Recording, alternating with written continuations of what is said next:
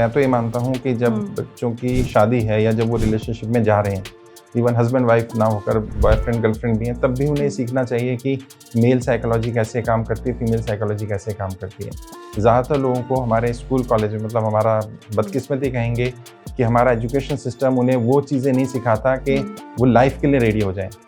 ऐसे ही जो हमारे बच्चे, लड़के लड़कियां शादी करना चाहते हैं, वो मैरिज के लिए फिट नहीं है, वो रिलेशनशिप के लिए फिट नहीं है।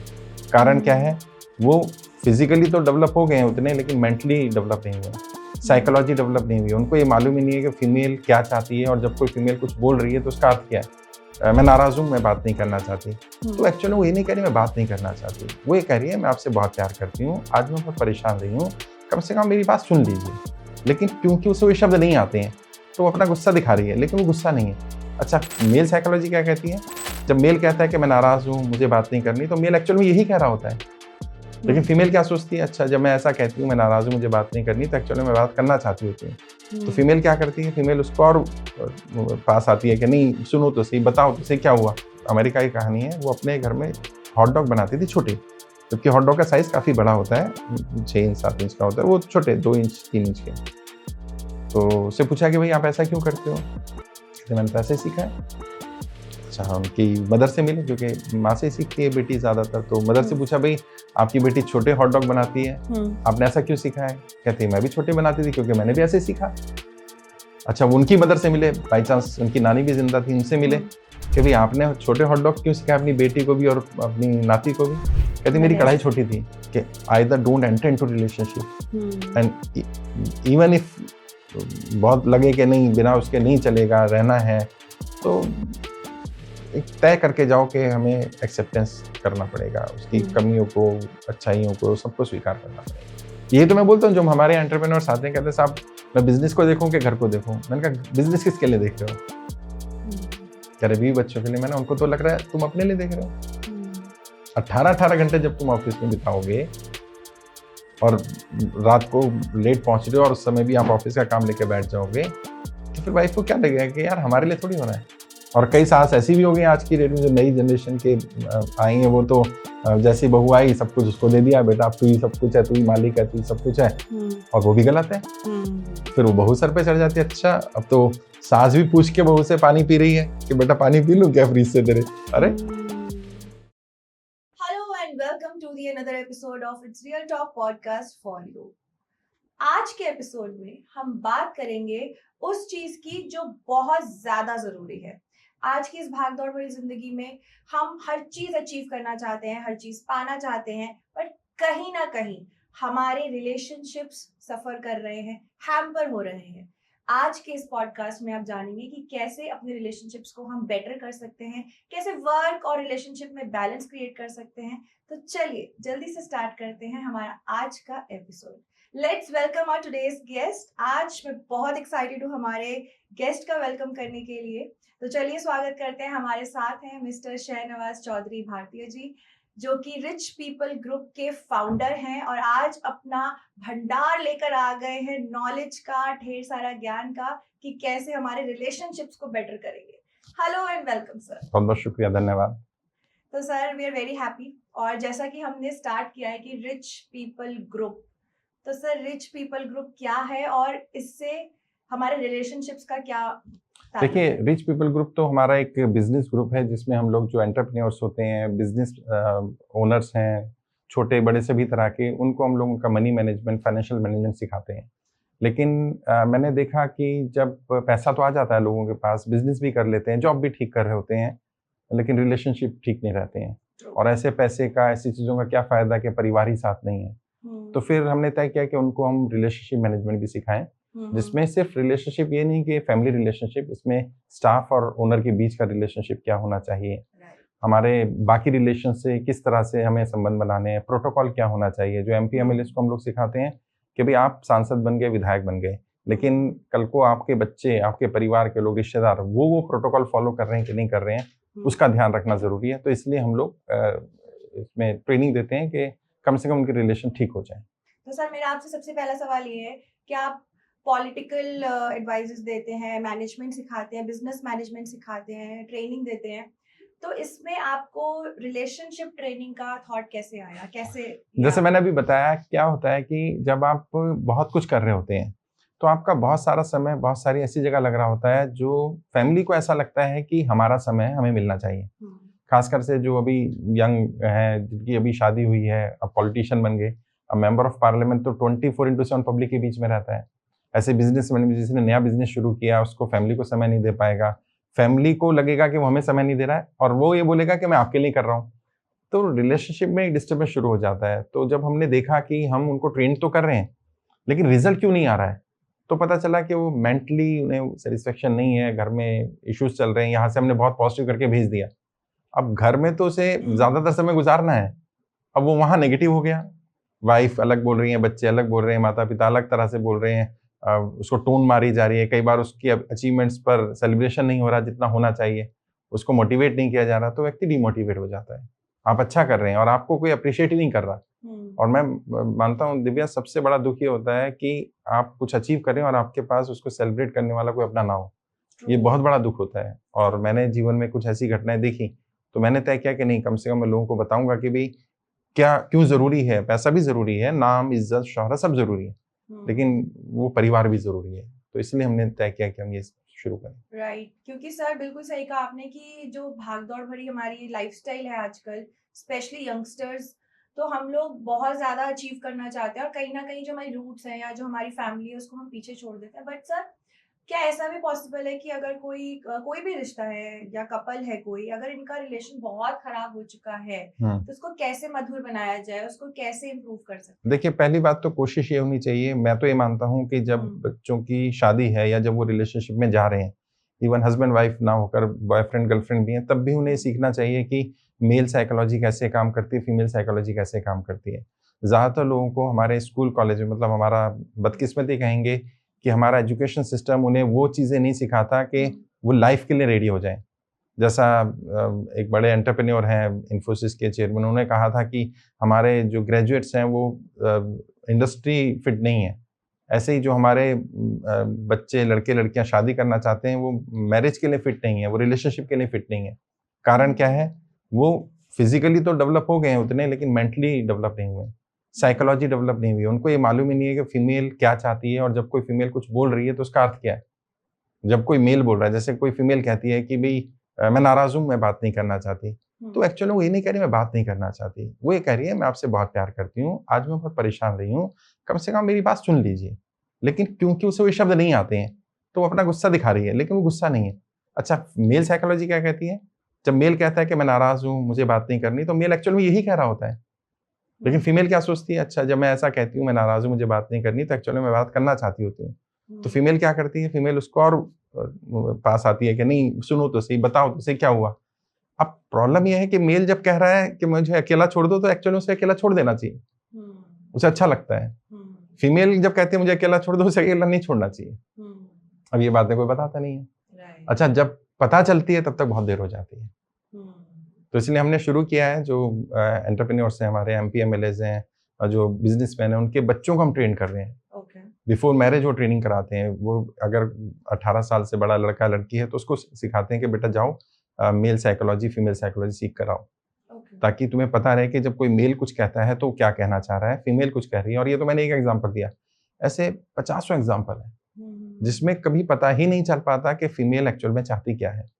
और ये मैंने भी अपने अनुभव से सीखा। हमने भी बहुत सारी गलतियां की, कई बार हमें भी नहीं पता था, बहुत सारी किताबें भी पढ़ी, क्योंकि मैं साइकोलॉजी में भी मैंने स्टडी किया, 50 से ज़्यादा डाइवोर्स रोक चुका हूँ मैं। तो रिलेशनशिप चाहे कितने खराब हो जाएँ, अगर दोनों तैयार हैं कि हम we want to make a good start और न्यू स्टार्ट, तो चीज़ें ठीक हो सकती हैं।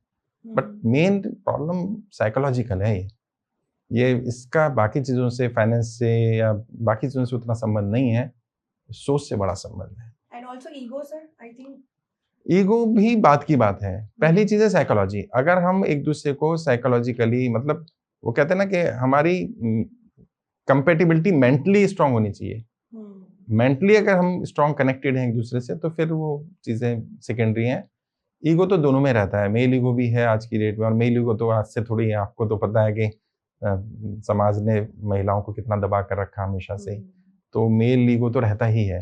और अब फीमेल को भी क्योंकि अपने राइट्स पता है, फ्रीडम है, तो वो भी उनमें भी एक ईगो आ गया है कि, और खासकर से जो सेल्फ डिपेंड है, जो अभी बहुत सारी लड़कियां हैं जो बाहर हैं और अपने, ठीक है रिलेशनशिप में है बट वो डिपेंड नहीं है फाइनेंशियली या बाकी चीज़ों से, तो वो क्यों दबेंगी।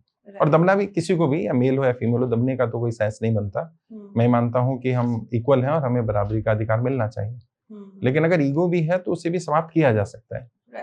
बट प्रॉब्लम क्या, बात ही नहीं करते लोग। ये ऐसा टॉपिक है जिस पर पेरेंट्स बच्चों से बात नहीं करते, जो रिलेशनशिप में वो आपस में बात नहीं करते। मतलब कभी आई डोंट नो, कुछ लोग जो सुनेंगे उन्हें बुरी लग जाए, लेकिन जो 5-5, 6-6 साल से रिलेशनशिप में है, वो एक दूसरे की लाइक्स और डिसलाइक नहीं पता उनको। अगर उनसे पूछ लिया जाए ना कि 5 लाइक और डिसलाइक बताओ, तो वो बता नहीं पाएंगे। सर आई एम श्योर आपके पास बहुत सारे कपल्स आते हैं, ऐसा कुछ हमें एग्जांपल बताओ। नहीं, किसी की लाइफ से चलो जनरलाइज करता हूँ। जैसे एक बिल्कुल at the verge of divorce थी वो फैमिली, और 13 साल से वो लोग शादीशुदा थे, और उससे पहले लव मैरिज थी। और ये लव मैरिज का भी एक फैक्ट है जो शायद कई लोगों को बुरा लगेगा।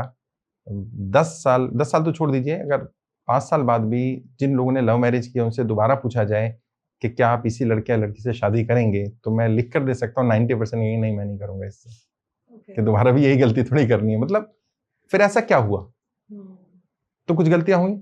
तो जैसे वो कपल का मैं बता रहा था, वो आए तो मैंने उनसे पूछा, अच्छा आपके हस्बैंड को किस तरह की मूवीज पसंद है, क्योंकि हमारा जो काउंसलिंग सेशन होता है उसमें पहले हम लोग अलग अलग बात करते हैं, हस्बैंड से अलग, वाइफ से अलग, और फिर दोनों को साथ बिठाकर बात करते हैं।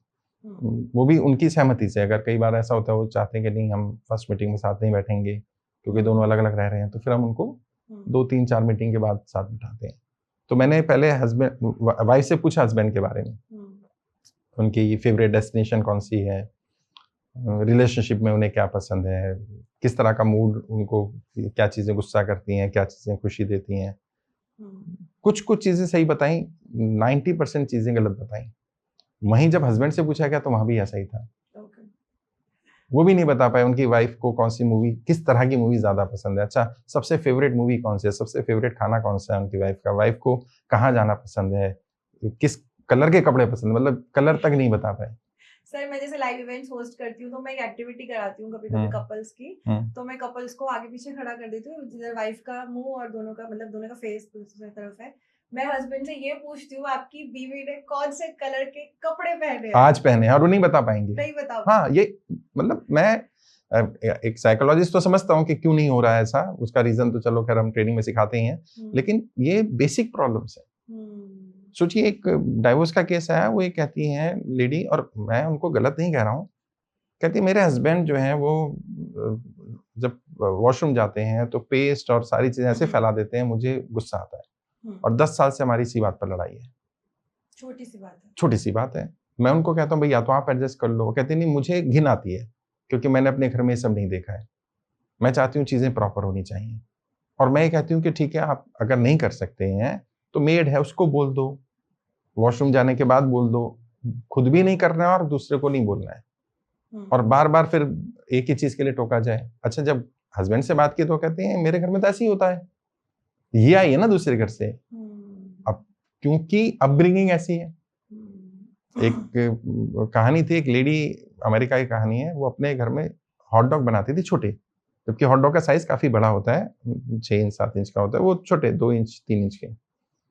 तो उससे पूछा कि भाई आप ऐसा क्यों करते हो, कहते मैंने तो ऐसे ही सीखा है।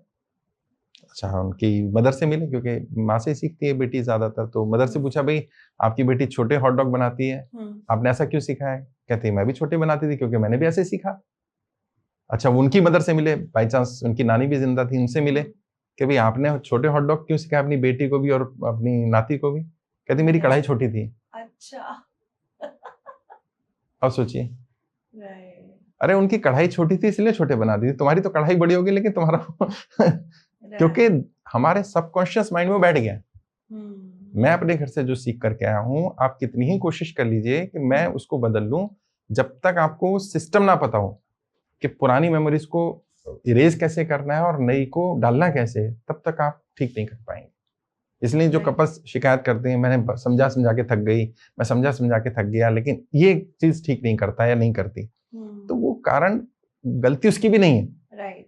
गलती एक्चुअल में क्या दोनों की नहीं है, दोनों साथ रहने के लिए बने नहीं है। वो एक किताब है ना, man are from Mars and women are from Venus, तो ये बात सच है, दोनों अलग अलग प्राणी हैं, उनको हमने एक छत के नीचे खड़ा कर दिया। दोनों की अपब्रिंगिंग अलग अलग है, कल्चर अलग है, कई बात तो अभी रिलीजन और कास्ट भी अलग अलग होने लगा, तो ट्रेडिशन अलग अलग है, अब वो साथ रह रहे हैं, तो कंप्रोमाइज करना चाहिए, ठीक है, लेकिन कंप्रोमाइज एक तो होता है दबाव में करना, एक होता है खुशी से करना। तो कोई व्यक्ति खुशी से मेरी बात माने, उसके लिए हमें जैसे खेत को तैयार करना पड़ता है, ऐसे दिमाग को तैयार करना पड़ता है। अगर खेत में हल नहीं चलाएगा किसान और उसमें ऊपर बीज डालेगा तो बीज उगेगा नहीं। तो आपकी बातों का असर क्यों नहीं हो रहा आपके हस्बैंड पर या आपकी वाइफ पर? क्योंकि आपने वो खेत में हल तो चलाया नहीं। और वो साइकोलॉजी का काम है, तो वो हम जैसे लोग करते हैं, सिखाते हैं, एक्टिविटीज देते हैं, जॉइंट एक्टिविटीज भी होती है, इंडिविजुअल एक्टिविटीज भी होती हैं, और चैलेंज के साथ हम करते हैं कि विद इन 1 वीक कितना ही बेकार रिलेशन है, आपका रिलेशन में इंप्रूवमेंट आ जाए, कितना ही बेकार। लोग कहते हैं संभव ही नहीं है, हमारे में तो नहीं आ सकता। मैं कोई बात नहीं, 1 हफ्ते का समय दे दूं। वैसे भी कई लोग कहते हैं मैं तो डाइवोर्स लेने जा रहा हूँ, तो मैं कहता हूँ ठीक है कोई बात नहीं, 1 हफ्ते में तो कुछ पहाड़ तो नहीं टूट जाएगा ना यार, 1 हफ्ता मुझे दे दो, मैं जैसे कहूँ ऐसे 1 हफ्ता कर लो दोनों, और दोनों को अपना दिमाग नहीं लगाना फिर उस हफ्ते में। 1 हफ्ते बाद देख लेना, अगर दोनों एक दूसरे से नहीं बनती है तो भाई परमानेंट तो ऐसे के साथ रहना या ऐसे घर में रहना जहाँ खुशी नहीं है तो कोई फायदा नहीं। बट अल्टीमेटली समस्या क्या है, लोग इस बात को वैल्यू नहीं देते, काउंसलिंग को लोग बुरा मानते हैं। फिर भी मैं अपने अनुभव से कहूंगा, फीमेल्स तो फिर भी इसको एक्सेप्ट कर रही हैं। मेल को अगर ये बोल दो ना काउंसलिंग में चलना, मतलब वो कहता है मैं पागल हूँ, राइट, मुझे पता नहीं क्या करना है, मुझे कोई और बताएगा। अब कैसे समझाया जाए कि भाई बहुत सारी चीजें हमें नहीं पता होती। जब ड्राइविंग नहीं आती थी आपको तो किसी ने आपको सिखाई है। तो रिलेशनशिप कोई बताएगा कि कैसे बात करनी है, क्या बात करनी है, फीमेल को क्या बुरा लगता है, क्या अच्छा लगता है। आप एक फीमेल है और आप भी बता सकते हो, कोई भी फीमेल से पूछो, फीमेल के लिए टॉप प्रायोरिटी पर उसकी रिस्पेक्ट है। अगर उसकी रिस्पेक्ट को हर्ट किया जा रहा है, डिसरिस्पेक्ट किया जा रहा है, उसका कैरेक्टर असैसिनेशन हो रहा है, वो सारे गुनाह माफ कर दे, ये माफ नहीं करती है।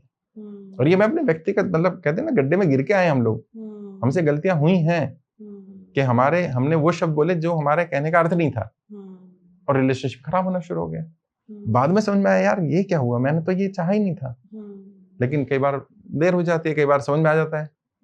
बहुत सारे लोगों को समय रहते समझ आ गया, और कई लोगों को नहीं। और अभी देखो ना, भारत में जितनी तेजी से डाइवोर्स बढ़ रहे हैं, मतलब कभी भारत में डाइवोर्स लेना बड़ी बात मानी जाती थी, और आज आप देखिए कि मतलब कहना नहीं चाहिए समाज में, सरकार के तो आंकड़े 1% के हैं, लेकिन 5-7% डाइवोर्स है।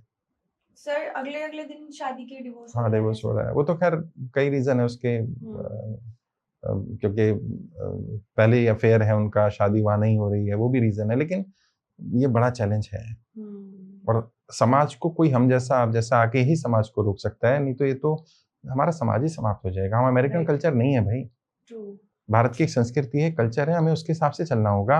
अमेरिका में तो ठीक है, आपकी मदर्स डे फादर्स डे मनाते हैं, लोगों को पता ही नहीं क्यों मनाते हैं, क्योंकि मदर कहीं किसी और के साथ है, तो एक दिन वो मदर के साथ सेलिब्रेट कर पाए अपनी, इसलिए मदर्स डे है। और हमने मूर्खों ने उसको कॉपी कर लिया, और हम इंडिया में मदर्स डे, अरे हमारी तो रोज ही माँ हमारे साथ है, हमें क्या मदर्स डे की जरूरत है, every day is Mother's Day. सही बात है, ट्रू। तो समस्या क्या है कि हम अपने कल्चर को छोड़ते जा रहे हैं। तो हम जैसे आप जैसे लोगों को आगे आना पड़ेगा, जो समाज को ये बताएं, और पहले तो बीमारी को स्वीकार करना है कि कोई प्रॉब्लम है। दोनों में से कोई स्वीकार ही नहीं करता। और सर इसको बहुत नॉर्मलाइज कर लिया है कि यार हर कपल में लड़ाई होती है। हाँ, लड़ाई तो नॉर्मल है। अच्छा, मैं भी मैरिड हूँ, मेरी वाइफ से आप पूछिएगा, हमारे घर में तो लड़ाई नहीं होती, और पिछले 10 साल से तो बिल्कुल लड़ाई नहीं हुई। क्यों? क्योंकि मैं सीखा, तो फिर मैंने उनको सिखाया। तो होता क्या, समय लगता है चीजों को। और अगर थॉमस अल्वा एडिसन ने 10,000 बार एक्सपेरिमेंट करके बल्ब बना दिया, तो दोबारा 10,000 बार एक्सपेरिमेंट मत करो यार, 10 रुपए का ले आओ मार्केट से। सीधी सी बात है। तो मैं कहता हूँ जब हमने गलती कर ली तो हम चाहते हैं आप वो गलती ना करो, इसलिए बच्चों को सिखा रहा हूँ। और बहुत फर्क भी पड़ रहा है, बहुत फर्क। मतलब आप ये बताएं, मैं मतलब ऐसा अपनी तारीफ नहीं करेंगे अपने इंस्टीट्यूशन की, लेकिन सच्चाई बता रहा हूँ कि जो बिल्कुल at the verge of separation होते हैं, भले ही मैरिड हो अनमैरिड हो, और वो फिर साथ हो जाते हैं, क्योंकि वो नजरिया उस नजरिए से देखा ही नहीं होता कि यार अच्छा ये वाली बात तो देखी नहीं मैंने इसकी। क्योंकि कमियां तो कोई भी दिखा देगा, कोई भी दिख जाएंगी, क्वालिटीज कौन दिखाएगा। तो वो हम उस पर फोकस करते हैं, तो चीजें ठीक होती हैं, टाइम लगेगा। तो सर जैसे आपने बोला कि आजकल लोगों का जो माइंडसेट है या फिर कंडीशनिंग हमारे माइंड की ऐसी होती है कि मेरे तो ऐसे ही होता था, मेरे तो ऐसे ही होता था, मैंने ये देखा है, मैंने देखा है। तो one of the reason is कि हम एडजस्ट करना नहीं चाहते हैं। हम बोलते हैं कि हाँ हम एडजस्ट कर रहे हैं, लेकिन समवेयर इन माइंड दिमाग सबका इतना फिक्स्ड हो चुका है कि हम लोग थोड़ा सा एडजस्ट करने से कतराते हैं, और अगर कर भी देते हैं तो मैं हमें लगता है बहुत बड़ा काम करते नहीं, हैं। मैं समझता हूँ एडजस्ट करना क्यों है, why to adjust, why not to accept. Adjustment और एक्सेप्टेंस में थोड़ा सा ही फर्क है। हम एडजस्ट करते हैं तो हम विलिंगली नहीं कर रहे होते, फोर्सफुली कर रहे होते हैं। एक्सेप्टेंस होती है तो विलिंगली होती है।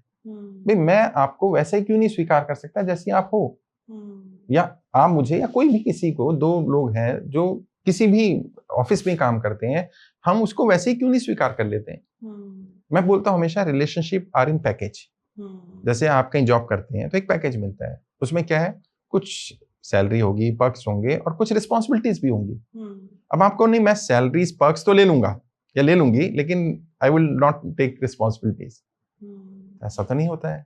कुछ लाइबिलिटीज भी होंगी, कुछ एसेट्स भी होगा, कुछ फेवर भी होगा, कुछ आपको टाइम पर आना है, पंक्चुअलिटी है, लेट आएंगे तो आपका सैलरी कटेगा। अब आपको नहीं, ये रूल्स नहीं चाहिए मुझे, पैकेज बहुत अच्छा है मेरा, मुझे 1 करोड़ का पैकेज दे दो लेकिन मेरी रिस्पॉन्सिबिलिटी कुछ नहीं होगी, तो ऐसा नहीं होता। सो व्हाट अबाउट रिलेशनशिप, वहां भी एक पैकेज है। वो व्यक्ति, लड़का है लड़की, शादी कर रहे हैं आप, या बॉयफ्रेंड गर्लफ्रेंड है, या साथ हैं, लिव इन में है, वो एक पैकेज है। Accept it as a package. तो उसमें कुछ अच्छा भी होगा, कुछ बुरा भी होगा, और ये सब चीजें रिलेशनशिप में जाने से पहले जाननी है कि पैकेज का मतलब क्या है। और जहां आपको लगे कंप्रोमाइज करना पड़ रहा है, बेटा सच्चाई बता रहा हूं दिव्या, एक लिमिट तक आप कंप्रोमाइज करोगे, उसके बाद वो बर्डन लगने लगेगा। राइट। और बर्डन को आप ज्यादा दिन तक झेल नहीं सकते, चाहे वो फैमिली का बर्डन हो, जॉब का हो। लोग जॉब क्यों छोड़ देते हैं, अच्छी से अच्छी नौकरी छोड़ देते हैं, क्योंकि उन्हें लगने लगता है यार मैं इतना कर रहा हूँ, सामने वाला मुझे अप्रिशिएट ही नहीं कर रहा मेरे काम के लिए। और appreciation in terms of salary या पर्क्स नहीं होता है, केवल appreciation in terms of positioning होता है। उसकी पोस्ट को बड़ा कर दिया जाए, मैनेजर से सीनियर मैनेजर बना दिया जाए, भले काम वो यही करता रहे, उसकी एक रिस्पेक्ट हो, उसकी एक सेल्फ एस्टीम है, उसकी वो समाज में रहता है, वो दर्जे का बताएगा यार मैं भी कुछ हूँ अपनी कंपनी में। और जब ओनर ऐसा करने लगते हैं तो कंपनी के सभी लोग मिलकर के कंपनी को बड़ा करने में लग जाते हैं। मैं बिजनेस ट्रेनिंग में सिखाता हूँ कि बड़े बिजनेसमैन बड़ा बिजनेस खड़ा नहीं करते, वो बड़ी टीम खड़ी करते हैं और टीम बिजनेस को बड़ा कर देती है। ऐसे रिलेशनशिप में जो अच्छे रिलेशनशिप वाले हैं वो कुछ रॉकेट साइंस नहीं करते, कुछ बड़ा नहीं करते, वो कुछ बेसिक चीजों का ध्यान रखते हैं। अब आपको अगर अपने पार्टनर की बेसिक्स का नहीं पता है, पार्टनर छोड़ दीजिए, पेरेंट्स की, बहन की, भाई की, संबंध तो बहुत सारे हैं ना, इन-लॉज की, उनकी बेसिक्स का नहीं पता तो आप पूरा कैसे करेंगे। और अगर पता है फिर नहीं कर रहे तो गलती आपकी है, और अगर पता है और करना ही है तो why to take it as a burden, take it as a responsibility, और बिना कहे कर दो। भाई मुझे पता है मुझे क्या चाहिए, और वो व्यक्ति जो सामने वाला मुझे देना चाहता है वो मुझे बिना कहे दे दे, तो मुझे लगता है यार वाओ, ही और शी अंडरस्टैंड्स मी, तो चीजें ठीक चलती हैं। और नहीं तो फिर लगता है कि यार ये तो जबरदस्ती वाली बात है। सर अभी आपने जो कहा उस पर मैं एक सवाल पूछने वाली हूँ। हाँ। मुझे लगता है कि बहुत ज्यादा हेट मिल सकती है उस चीज से, but I really want to देखो बेटा, मेरा काम सच बोलने का है, आपका काम सच सवाल करने का है। एक्चुअली सर आजकल जो मैं ऑब्जर्व कर रही हूँ, आई एम श्योर आपने भी देखा होगा, लड़कियों का माइंडसेट बहुत चेंज होता जा रहा है। मैं ये नहीं बोलूँगी सब लड़कियों का, but there is some group जो ये चीज बढ़ती जा रही है कि हमको, जो अभी आपने बोला कि हमें पर्क्स चाहिए लेकिन हमें रिस्पॉन्सिबिलिटी नहीं लेनी, एंड मॉडर्नाइजेशन का मतलब सहारा लेते हुए ये चीज बहुत बढ़ रही है। देखो, girls want to get married, उनको उसके बाद काम भी नहीं करना है, उसके बाद घर का भी नहीं करना है, क्योंकि घर का तो कौन करता है, इट्स लो क्लास, ज्यादा होगा तो डाइवोर्स ले लेंगे, पैसा ले लेंगे, तो मैं कुछ भी नहीं करूंगी। और अब लेवल इतना बढ़ता जा रहा है सर कि मैं अपने पर्सनल एक्सपीरियंस से बता रही हूँ, मेरे आसपास ऐसे लोग हैं कि मैं तो जॉब कर रही हूँ, या मैं तुम्हारे पेरेंट्स के पैर तक नहीं छूऊंगी, मैं तुम्हारे पेरेंट्स की रिस्पेक्ट क्यों करूँ। तो ये चीज इतनी बढ़ गई है सोसाइटी में। देखो ऐसा होता है, समाज जब पतन होता है ना समाज का, तो ऐसे ही होता है। लेकिन उसमें सारी गलती मैं लड़कियों की नहीं मानता हूँ, जबकि मैं एक मेल हूँ और मेल साइकोलॉजी से सोचूं तो लोग गलती लड़कियों की ही मानेंगे।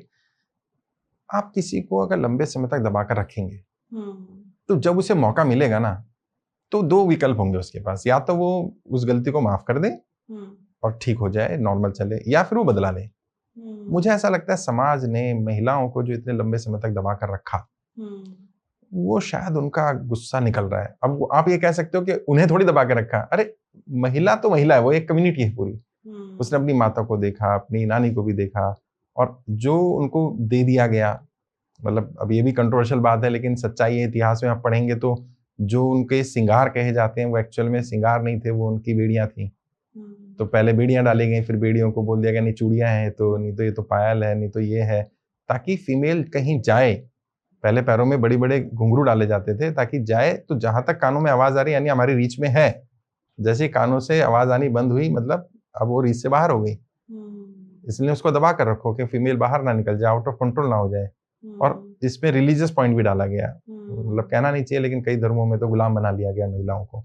तो अब बस वही है कि अब किसको गलत कहें, उनके साथ अत्याचार हुआ तो आज बदला ले रही है, बट मैं मानता हूँ ऐसा नहीं करना चाहिए। मेरी भी बेटी है, मेरी बहन भी है, और हम भाई हमारा अस्तित्व भी महिलाओं से, मेरी माता भी हैं, वाइफ भी हैं, तो महिलाओं का रोल तो हमसे, मतलब ये कहते हैं ना लोग कि महिला और पुरुष बराबर है, मैं कहता हूँ बराबर हो ही नहीं सकते, महिला हमसे सुपीरियर है। हमें इसको स्वीकार कर लेना चाहिए, और वो यही चाहती हैं। फीमेल को सिर्फ रिस्पेक्ट ही चाहिए जेन्युइनली बेटा, और कुछ नहीं चाहिए। अगर उसको आप रिस्पेक्ट दे दो, और दिल से रिस्पेक्ट दो, दिखावे के लिए नहीं। अगर आप अपनी वाइफ को सिर्फ इतना बोल दो, डार्लिंग मैं आपसे बहुत प्यार करता हूँ, और आपके वो शब्द नहीं, फीलिंग होनी चाहिए, तो वो उसके लिए इतनी बड़ा गिफ्ट है कि इससे बड़ी चीज कुछ नहीं है। राइट।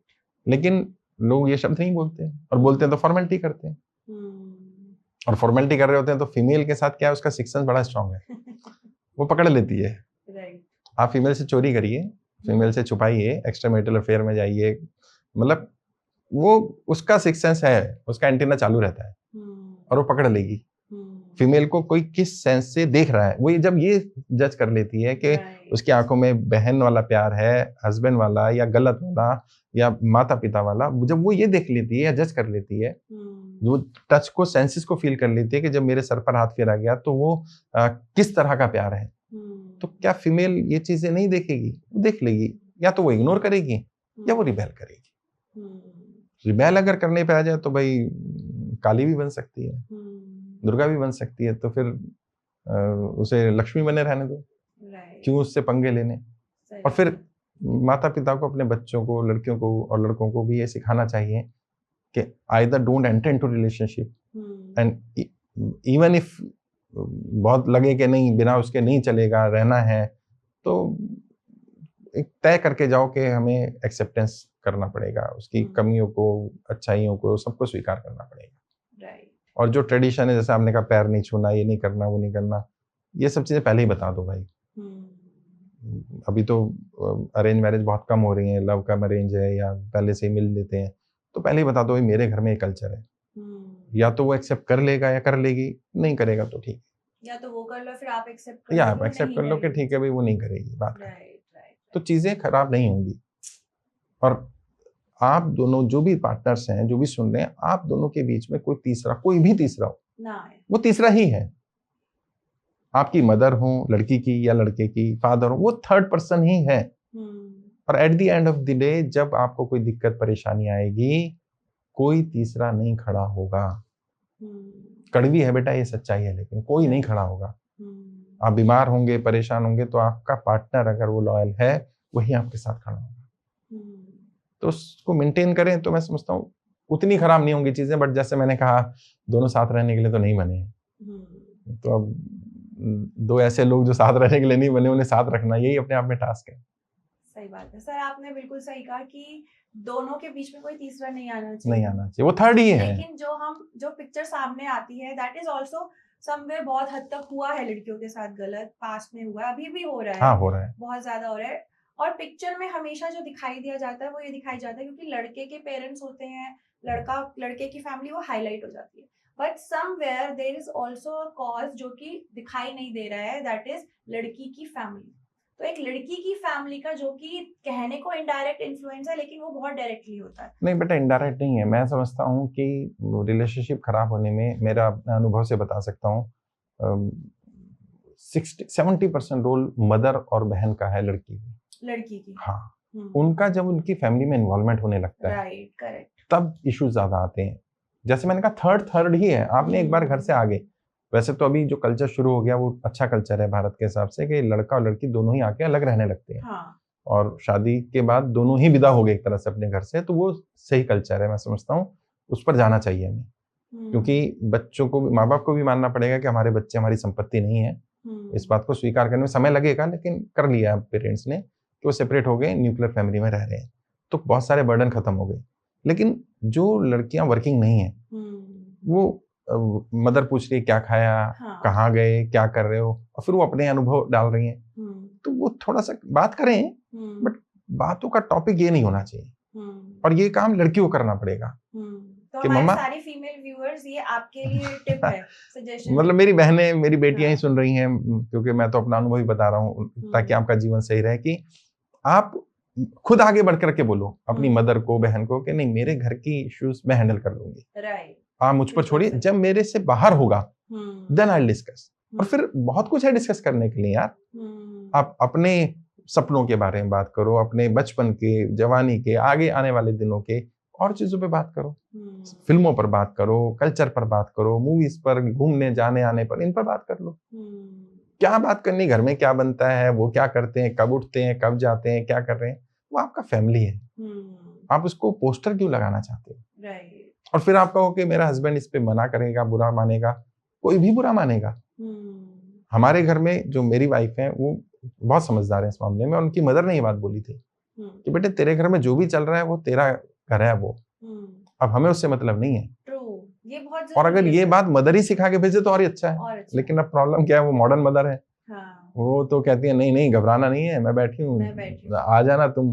तो फिर भेज ही क्यों रहे भाई, जब बुलाना ही है तो। और आजकल ये जो ये चला हुआ है ना पापा की परी, तो वो सच है कि नहीं ऐसा नहीं है, मेरी भी बेटी है, पापा की परी तो होती है नहीं बच्चे। सर, वो तो होती है। हाँ, आल्सो लाइक हाँ, अपने पापा से लेकिन प्यार करती है, लेकिन इन्फ्लुएंस, शादी के बाद इंटरफेरेंस मुझे लगता है फादर कम करते हैं, मदर ज्यादा करती हैं। ज्यादा। फादर का इंटरफेरेंस उतना नहीं है, मदर्स का ज्यादा है। और ये कह सकते हैं इनडायरेक्ट, क्योंकि फादर भी कई बार मदर को बोलते होंगे नहीं बेटी का पता करो, ये करो।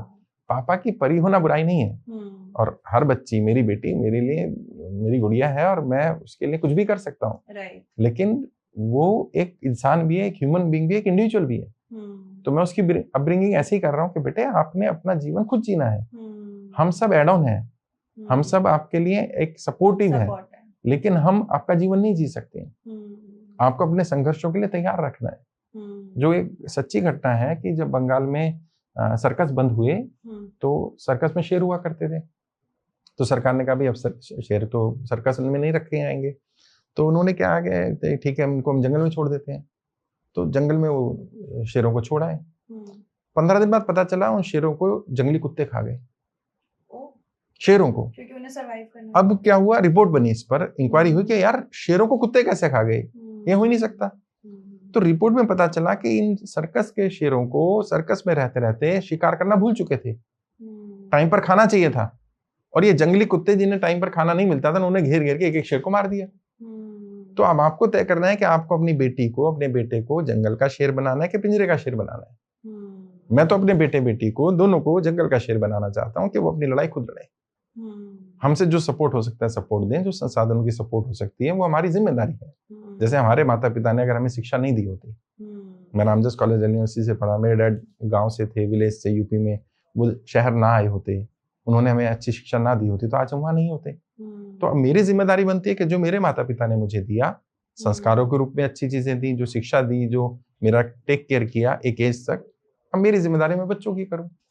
लेकिन उन्हें भी मुझे ये कहा कि नहीं बेटे आपने अपनी लड़ाई लड़नी है, वही मैं अपने बच्चों को दे रहा हूँ। और हर माता पिता को ये समझनी पड़ेगी बात कि आपको, बेटियों को भी खासकर से, कि बेटियों को सेल्फ डिपेंड बनाओ, उन्हें अपनी लड़ाई लड़ना सिखाओ, उन्हें अपने हक का पता हो, उन्हें कहाँ रुकना है कहाँ झुकना है ये भी पता हो। कि किसी के सामने तो आपको टोटल सरेंडर करना पड़ेगा यार। और अगर आपने किसी को अपना पार्टनर मान लिया, तो फिर जब उतार दी कश्ती सिंध में तो धार क्या मझधार क्या, फिर तो वो आपका पार्टनर है।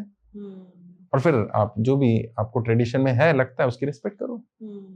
अगर कुछ लगता नहीं है या ट्रेडिशनली गलत है तो बात करो उस पर। कई कपल हैं जो मंगलसूत्र नहीं पहनते, अब सिंदूर नहीं लगाते, उन्होंने कहा नहीं, और दोनों ने एक्सेप्ट किया म्यूचुअली। कई हैं जो अभी भी इस पर लड़ते हैं, कई हमारे यहाँ जैसे मुस्लिम में कहते हैं चूड़ी पहनना जरूरी है, कई लड़कियां नहीं पहनती हैं।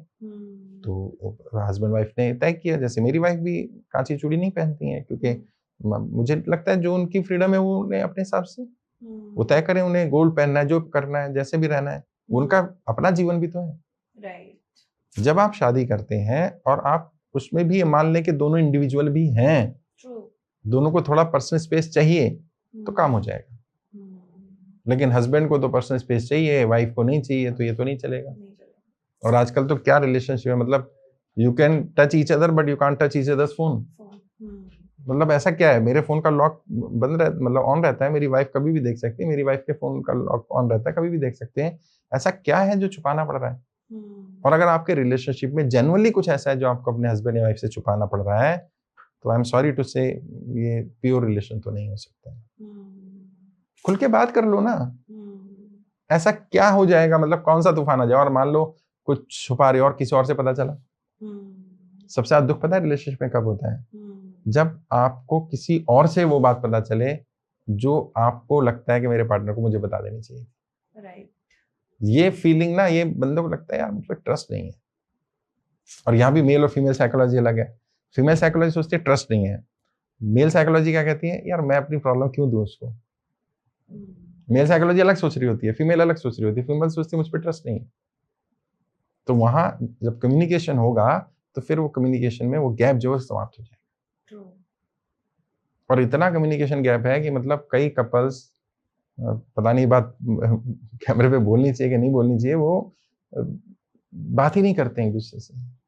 महीनों महीनों बात नहीं करते हैं।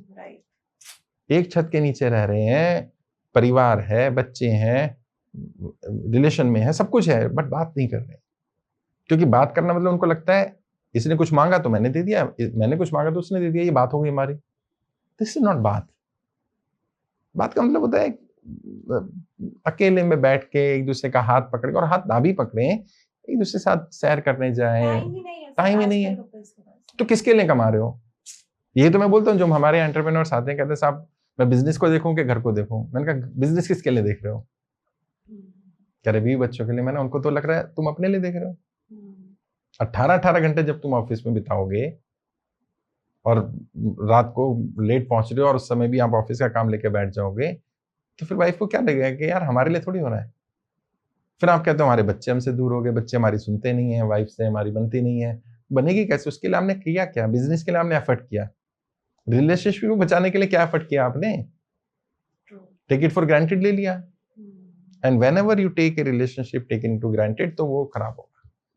सर ग्रांटेड वाली बात पे मैं आपसे पूछूंगी कि एक कपल है फॉर एग्जांपल, और ये बहुत केसेस में होता है कि दोनों में से कोई एक तो ऐसा है कि जो हमेशा रिलेशनशिप बचाने की कोशिश करता है, और कुछ टाइम बाद जब शादी को बहुत टाइम हो जाता है तो सामने वाले की हैबिट बन जाती है कि यार ये तो संभाल ही लेगा या ये तो संभाल ही लेगी चीजों को, तो आप उसको इग्नोर करना शुरू कर देते हो। तो लेकिन जो बंदा हमेशा से झुकता आया था, अब वो ऐसा हो जाता है कि यार हमेशा मैं ही क्यों। तो कभी कभी इसीलिए 10-10, 20-20 साल बाद डिवोर्स हो रहे हैं। हाँ, देखिए क्या होता है, इतना भी ना झुको कि सजदा हो जाए। तो एक झुकने की लिमिट होनी चाहिए, और कभी कभी आपको अड़ना पड़ेगा, और ये रिलेशनशिप को मजबूत बनाता है। प्रॉब्लम क्या, लोगों को लगता है, खासकर से फीमेल को, यहाँ भी फीमेल साइकोलॉजी को लगता है कि यार अगर मैं अड़ूंगी ना, अभी नया नया रिलेशनशिप है या अभी हमारी शादी हुई है, तो उसको लगा ये तो बड़ी एरोगेंट है या गुस्से वाली है या शायद अपना अलग रूप दिखा रही है। बल्कि मैं तो कहता हूँ when you are in relationship, जब शादी से पहले ही आप एक दूसरे से बात करें, तभी अपना बुरे से बुरा रूप दिखा दो कि जब मुझे गुस्सा आता है तो मैं ऐसे बन जाती हूँ या बन जाता हूँ, ताकि उसे पता चले कि मुझे इसको झेलना है। प्रॉब्लम क्या, पहले तो हम अच्छे अच्छे बने रहते हैं, इतना सोफिस्टिकेटेड, इतना हाँ जी जैसे कहो वैसे कहो, मतलब लगता है यार ठीक है। अब आपने उसकी नरिश तो कर दी कि हाँ सब कुछ एक्सेप्टेड है, अच्छा आप वो एक्सेप्ट नहीं कर रहे हो, आप वो इग्नोर कर रहे हो, आप झेल रहे हो। जितना आप दूसरों के लिए करते जाते हो, लोग उसे अपना हक मानने लगते हैं, कितना तो मेरा हक है। फिर जब आप अपना हक जताते हो तो उसको लगता है ये तो रिबेल कर रहा है। तो पहले ही थोड़ा सा लड़कियों को भी या लड़कों को भी थोड़ा सा दिखा देना चाहिए कि नहीं भाई मुझे ये पसंद नहीं है, मैं कर रही हूं, मैं आपकी बात मान रही हूं या मान रहा हूं क्योंकि मैं आपसे प्यार करता हूं, but I don't like this. तो सर आप क्या एडवाइस करेंगे, सपोजिंगली कोई ऐसा कपल हमारा ये पॉडकास्ट देख रहा है जिसकी सेम सिचुएशन है, शादी को 10-12 साल हो गए हैं, वाइफ हर बार झुक जाती है या हस्बैंड हर बार झुक जाता है, लेकिन now they are also feeling कि यार मेरी सेल्फ रिस्पेक्ट कहाँ है। तो अब उसने भी एफर्ट्स करने बंद कर दिए, और जब इधर से भी एफर्ट्स नहीं आ रहे, उधर से तो पहले भी नहीं आ रहे थे, नाउ दे आर कि बिल्कुल सेपरेशन पर आ गए। देखो यही टाइम होता है जब हम काउंसलर की मदद लें। हाँ, उन्हें आना पड़ेगा क्योंकि हर एक का केस अलग होगा। झुकना तो एक चीज होगी कॉमन, लेकिन किस कारण से, क्या वो झुकने वाली बात थी? कई बार ऐसी बातों पर भी लड़कियां या लड़के झुक जाते हैं जिन पर नहीं झुकना चाहिए। राइट। तो आपको कहाँ फर्म खड़े होना है, किस बात पर आपको इग्नोर करना है, किस पर नहीं करना, ये सीखने का विषय। कुछ मोटा मोटा ऐसे बताइए। जैसे मान लो अगर बात आ जाए आपको बुरा कहें और आपकी फैमिली को बुरा कहने लग जाए, तो वहां तो अड़ना पड़ेगा कि भाई मेरी फैमिली तक बात नहीं आनी, चाहे मुझे जो मर्जी कहिए, आप मेरी फैमिली को कैसे कह सकते हैं? या करेक्टर पे बात आ जाए, जबकि आप ऐसे नहीं हो, तो आपको अड़ना चाहिए। और ठीक है, हस्बैंड वाइफ हैं या बॉयफ्रेंड गर्लफ्रेंड भी हैं, तो बाद में नॉर्मल हो जाएंगी चीजें, लेकिन सामने वाले के सबकॉन्शियस माइंड में बात बैठ जाएगी कि नहीं ये नहीं चलेगा, ब्लो द बेल्ट हिट नहीं किया जा सकता। एक लिमिट है, एक सेल्फ रिस्पेक्ट है, और वो आपकी लिमिट क्या है वो आप ही बता सकती हो। भाई मैं आपके साथ कुछ बोल रहा हूँ और आपको बुरी लगी और आपने डाइजेस्ट कर ली उसको, मुझे तो पता ही नहीं चला आपको बुरी लगी, मैं कैसे मानूं आपको बुरी लगी? और मैं सफाई कब दूंगा? जब आप बताओगे कि मुझे बुरी लगी, तो मैं कहूंगा नहीं बेटा मैं ये नहीं कहना चाहता था, शायद स्लिप ऑफ टंग हो गया, शायद मेरा गलत एग्जाम्पल हो गया, शायद मुझसे गलती हो गई और मैं उसके लिए रिग्रेट फील कर रहा हूँ। और जब हम रिलेशनशिप में होते हैं, और मैं हमेशा बोलता हूँ अगर व्यक्ति इंपॉर्टेंट है तो बात भूल जाओ, और बात इंपॉर्टेंट है तो व्यक्ति भूल जाओ। फिर अगर आपके लिए वो बात इतनी महत्वपूर्ण है तो फिर व्यक्ति कौन है वो मायने नहीं रखता, फिर तो भाई हमें ये नहीं होना चाहिए था। और फिर उसका जो भी खामियाजा भुगतना पड़े। कई बार हमसे गलती हो जाती है, जैसे मैंने कहा अपना एग्जांपल, मतलब पर्सनल बिल्कुल जीवन का एग्जांपल है कि मैंने कुछ ऐसे शब्द बोले एक व्यक्ति को जो नहीं बोलने चाहिए थे। बाद में मुझे एहसास हुआ यार मैं तो एक गलत एग्जांपल दे गया, मैंने रिग्रेट भी फील किया, लेकिन सामने वाले को लगा नहीं ये तो गलत एग्जांपल था और ये तो ब्लो द बेल्ट हो गया। ऑल्दो चीजें ठीक करने की कोशिश की गई, कुछ हद तक चीजें ठीक हुई भी, लेकिन वो कहते हैं ना कि एक बार गांठ पड़ जाए धागे में तो फिर वो चुभती है हमेशा। तो रिलेशनशिप जो है वो बहुत सॉफ्ट है, और ये चीजें कोई सिखाता नहीं है। मैं मनी मैनेजमेंट सिखाता हूँ, वो कोई नहीं सिखाता था क्योंकि मुझे किसी ने नहीं सिखाया। मैं पॉलिटिशियन ट्रेनिंग देता हूँ, I am the first and only political trainer of India. Relationship management में मेरे अलावा कोई सिखाता नहीं इस बारे में। बहुत सारे मैरिज ब्यूरो वाले मुझसे संपर्क करते हैं, जब वो बताते हैं कि भाई ये लड़का लड़की पसंद हो गए हैं एक दूसरे को, बट हमने आपको रिकमेंड किया है उनके पेरेंट्स को कि एक बार सर के साथ दोनों को मिलवा दो, तो वो इतना थैंक्स फील करते हैं लड़के लड़कियां अपने माँ बाप के लिए भी और उस मैरिज ब्यूरो के लिए कि यार आपने बचा लिया हमारी जिंदगी, तो नहीं तो हम तो गलत ट्रैक पर जा रहे थे। क्योंकि जो कहते हैं ना हनीमून पीरियड है, honeymoon period in the sense कि पहला 1 साल 1.5 साल अच्छा पीरियड होता है, वही होता है फाउंडेशन बनाने का पीरियड एक्चुअल में। उसमें रिलेशनशिप की फाउंडेशन नहीं बन रही होती, लोग बिल्डिंग बना रहे होते हैं। जब फाउंडेशन स्ट्रांग नहीं होगी तो बिल्डिंग तो ऊंची हो रही है, यानी समय बीत रहा है। अब जैसे ही बिल्डिंग थोड़ी और बड़ी होगी, फाउंडेशन क्योंकि स्ट्रांग नहीं है तो बिल्डिंग डगमगाएगी।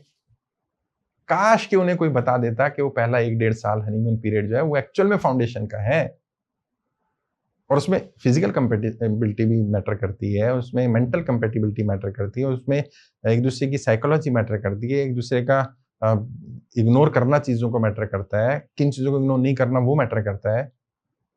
जैसे मतलब एक तरह से पूरे एग्जाम की तैयारी ना, वैसे ही शादी की तैयारी एक्चुअल में, और शादी जीवन का सबसे बड़ा एग्जाम है, और एक ऐसा रिस्क है, एक ऐसा जो है कि अगर तार गलत मिल गए ना बेटा तो मतलब लाइफ डर्क है।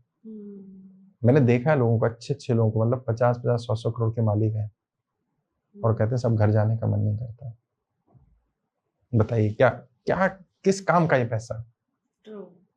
और जब उनकी वाइफ से बात करते हैं या फैमिली से बात करते हैं तो वो कहते हैं हम क्या करें, उन्हें भी अपनी गलती नजर नहीं आ रही, उन्हें भी नजर नहीं आ रही है। वो कहता है मैं सारी सुविधाएं देता रहा हूँ, गाड़ी दे दी आपको, सिक्योरिटी दे दी, घर दे दिया, बंगला दे दिया, जहां मर्जी घूमो, जो मर्जी करो, किट्टी पार्टी करो, ये करो। उसे चाहिए था, तुमने उससे पूछा ही नहीं। और फीमेल की एक और गलती है, मैं सारी लड़कियों को, बहनों को, बेटियों को बोलूंगा, वो गलती ना करें। उन्हें पता है उनके माँ बाप उनसे क्या चाहते हैं, उन्हें पता है उनके हस्बैंड क्या चाहते हैं, उनके इन लॉज क्या चाहते हैं, उनके पड़ोसी अड़ोसी क्या चाहते हैं, उनके कहीं जॉब करती हैं, बिजनेस करती हैं, ओनर क्या चाहते हैं, बट उन्हें नहीं पता वो खुद से क्या चाहती हैं। What you want from your self, तुम खुद से क्या चाहती हो यार, तुम्हारे अपने सपने, अपनी इच्छाएं क्या हैं, उसके बारे में तो कभी बात ही नहीं होती है। और जब कोई उससे बारे में बात ही नहीं करेगा तो सपने मर ही जाएंगे। आपने बोल दिया पापा की परी है, ठीक है, और पर काट दिया आपने, कैसे परी बनेगी वो अपने हस्बैंड की डार्लिंग क्यों नहीं बन सकती है पापा की परी जा करके, और वो हस्बैंड उसके पर को मजबूत क्यों नहीं कर सकता है, उसको उड़ने क्यों नहीं दे सकता है। और जहां ऐसा हुआ है वो आइडल कपल बने भाई। राइट। लोग उनका एग्जाम्पल देते हैं कि यार वाओ, जैसे मेरी और मेरी वाइफ की, हमारी अरेंज मैरिज है, बट लोग कहते हैं नहीं नहीं आपकी तो लव मैरिज है। मैंने कहा नहीं, हमने नर्चर किया, हमने रिलेशनशिप पे मेहनत की। जैसे पौधा लगाया है तो पौधे को पानी नहीं दोगे, खाद नहीं दोगे तो पौधा मर जाएगा यार। Relationship just like a tree, A plant, उसको आपको नर्चर करना है, डेली नर्चर करना है। और ये रोज का रूटीन है। कई लोग थक जाते हैं यार रोज पानी देना, अरे भाई पौधे को रोज पानी देना पड़ेगा ना, खाद डलेगी उसमें, उसकी केयरिंग करनी पड़ेगी। But what you are doing for your relationship, nothing, कुछ भी नहीं कर रहे। और जो सुन रहे ऑडियंस वो कमेंट करके बताए आप क्या कर रहे हो, कुछ नहीं कर रहे हो यार, अपने आप से सवाल करना है, मुझे नहीं जवाब देना, क्योंकि रिलेशनशिप तुम्हारा है। सर लड़कों को, मेल्स को आप क्या एडवाइस दोगे कि आपको अपने रिलेशनशिप में क्या एक्सरसाइज है जो रोज करनी ही है? देखो ऐसा है, फीमेल को साइकोलॉजी पे आएंगे, फिर साइकोलॉजी को समझो और फीमेल को क्या चाहिए। अब शायद आपको बुरी लगे दिव्या, लेकिन बेटा मेरा काम सच बोलने का है। फीमेल के लिए जब कोई चीज आप देते हो, आप कितनी ही एक्सपेंसिव गिफ्ट दे दो, वो एक बार दिया गया एक गिफ्ट है। अगर मान लो आपने 1 लाख रुपए का कोई गिफ्ट लाके दिया फीमेल को, तो उसके लिए वो 1 लाख रुपए का है, ठीक है, लेकिन वो वन टाइम है। मेल साइकोलॉजी क्या कहती है, मैंने 1 लाख का गिफ्ट दिया तो कोई मुझे दे देना, तो मैं शायद कई महीने तक उसका थैंकफुल रहूंगा। फीमेल अगले दिन भूल जाएगी, क्यों, वो तो पास हो गया ना। तो भले चाहे 5 रुपए की कोई चीज ला कर दो भाई, रोज दो। ये फीमेल साइकोलॉजी है, और ये उसकी गलती नहीं है, तुम ये मानना कि उसकी कमी बता रहा हूं मैं, वो ऐसी ही है। उसको आप एक सड़क से लाके फूल लाके दे दो ना तोड़ करके, उसके लिए वो भी है, क्योंकि वो गिफ्ट नहीं मानती फीमेल उसको फीलिंग मानती है कि यार जब ये खरीदा होगा तो इसने मुझे याद किया होगा। जबकि मैं बता रहा हूँ मेल साइकोलॉजी वो ऐसी की तैसी याद किया होगा, उसने कुछ याद नहीं किया, लेकिन फीमेल को लगता है नहीं मुझे याद किया, यानी मेरे बारे में क्या फीलिंग सोची इन्होंने, तब मेरे लिए लेकर आए, ढूंढा होगा, ये करा होगा। अरे कुछ नहीं ढूंढा, वो सड़क पे जा रहा था, मिला, ले आया। लेकिन फीमेल की साइकोलॉजी ऐसी, रोज उसको तुम एक टॉफी ले आओ, चॉकलेट ले आओ, आइसक्रीम, अलग अलग जो उसको पसंद है, तो उसको लगे मेरे हस्बैंड मेरी केयर करते हैं। फिर फीमेल की साइकोलॉजी में एक और चीज है, वो ओपन है, वो बोलना चाहती है। तो फीमेल जब मना करे नहीं बात करनी, तो भाई जरूर बात करनी है, फीमेल से बात कर लो। जब वो कहे कोई प्रॉब्लम नहीं है तो समझ लेना कुछ बड़ी प्रॉब्लम है। वो लोग क्या कहते हैं, ये तो कह रही है कोई प्रॉब्लम नहीं है तो प्रॉब्लम नहीं है। ऐसा नहीं होता। नहीं मैं अपसेट हूं, बस छोड़ दो मुझे, तो वो ये नहीं कह रही छोड़ दो, बात करो आप उससे। कई बार ऐसा होगा कि शायद वो गुस्सा है, नाराज है, या आपसे नहीं बताना चाहती है, बट साथ दो उसका। अब मान लीजिए कपल है और उनकी लड़ाई हो गई है, दोनों ही अपने हाई हेडेड है, दोनों ने कहा तू भी जा भाड़ में, तू भी जा भाड़ में। अब इस सिचुएशन में कैसे नॉर्मल होना है दोनों? देखिए लड़ाई तो नॉर्मल है, मैं कहता हूँ लड़ाई भी होना रिलेशनशिप का एक पार्ट ही है। लड़ाई इन द सेंस कि हाथापाई ना हो, वो गलत है। अगर कोई भी किसी पे हाथ उठाता है तो फिजिकल असॉल्ट तो अलाउड ही नहीं। और फीमेल को ये बात समझनी पड़ी, खासकर से ग्रामीण हमारी बहनें जो सुन रही हैं, और पता नहीं कितने साल तक इसको सुना जाएगा, जो भी महिला, आपको एक लिमिट तय करनी पड़ेगी कि भाई फिजिकल असॉल्ट एक्सेप्ट नहीं होगा। और मेल को भी ये बात समझनी पड़ेगी कि जो गलती हो गई पास्ट में, मैं ये मेरा अधिकार क्षेत्र नहीं है। तो क्या जब आप थप्पड़ मारते हैं किसी को, मेल या फीमेल दोनों को, आप सिर्फ उसके शरीर को नहीं मार रहे होते, आप उसकी आत्मा पे चोट कर रहे होते हैं, आप उसकी सेल्फ एस्टीम को हर्ट कर रहे होते हैं। अच्छा ये भी हमें भी बहुत बाद में पता चला। बच्चों को पीट देना, वाइफ को भी कई बार गुस्से पे बोल देना, मार देना, फिर समझ में आया यार ये था, ये तो बड़ी गलती कर दी हमने। सर आजकल उल्टा भी है, लड़कों को भी? हाँ, दोनों का ही है। आप किसी पर हाथ उठा रहे हैं तो सीधी सी बात है, आप उसकी आत्मा को हर्ट कर रहे हैं। ये समझ लीजिए कि एक कांच की चीज है और उस पर लिखा होता है ना, हैंडल विथ केयर। रिलेशनशिप में लिखा नहीं होता, बट रिलेशनशिप भी इतना ही नाजुक है। तो हाथ उठा देना तो मतलब आपने उसकी सेल्फ एस्टीम खत्म कर दी। भले ही आपका उस समय पर्पस कुछ और था, क्योंकि मेल्स में क्या होता है, हार्मोनल इम्बैलेंस कई बार ऐसा हो जाता है, टेस्टोस्टेरोन हार्मोन ऐसा है कि दिमाग पे चढ़ जाता है। कई बार फीमेल के भी ऐसे हार्मोनल इम्बैलेंस हो जाते हैं कि उसको लगता है कि नहीं, उस समय उसे कंट्रोल नहीं हो रहा है, कि वो हाथ उठा देती है। गलती हो गई, ठीक है, उसको स्वीकार कर लो, माफी मांग लो, लेकिन कम से कम अपने सेंसेस को इतना कंट्रोल में रखो। और देखो, गुस्सा भी ना कितना इंटेलिजेंट होता है, हमेशा कमजोर पे ही आता है, अपने से ताकतवर पे तो कभी नहीं आता है। सामने कोई पुलिस ऑफिसर खड़ा और आपको कितना गुस्सा आ रहा हो, कितना हार्मोनल इम्बैलेंस हो रहा हो, आप तो नहीं मारोगे थप्पड़ उसको, क्योंकि आपको पता है गोली मार देगा। क्योंकि आपको पता है आपकी वाइफ, बेटा, बेटी कुछ कर नहीं सकते हैं, तो मार दो। आपके हस्बैंड है, ठीक है, कुछ कहेंगे थोड़ी। तो हमें सेंसेस को काबू रखना चाहिए, और अगर हम अपने सेंसेस को कंट्रोल में रखेंगे तो काफी चीजें ठीक रहेंगी। और फिजिकल असॉल्ट तो अलाउड नहीं होना चाहिए रिलेशनशिप में, उसको तो इग्नोर करना ही पड़ेगा, और जितना जल्दी हो जाए उतना बेहतर है। और फीमेल को भी इस पर थोड़ा सा एजिटेट करना चाहिए कि भाई ये मैं गुलाम नहीं है, हस्बैंड वाइफ है आप एक दूसरे के, बट गुलाम नहीं है। आपने कोई बंधुआ मजदूरी नहीं है कि मैं आपके बच्चे भी पालूं, घर भी संभालूं, सब करूं, और आप हमें मारो पीटो भी और हम एक्सेप्ट कर लें। अब वो जमाना नहीं है। और शहरों में तो अभी बहुत कम हो गया, ग्रामीण एरिया में बहुत है।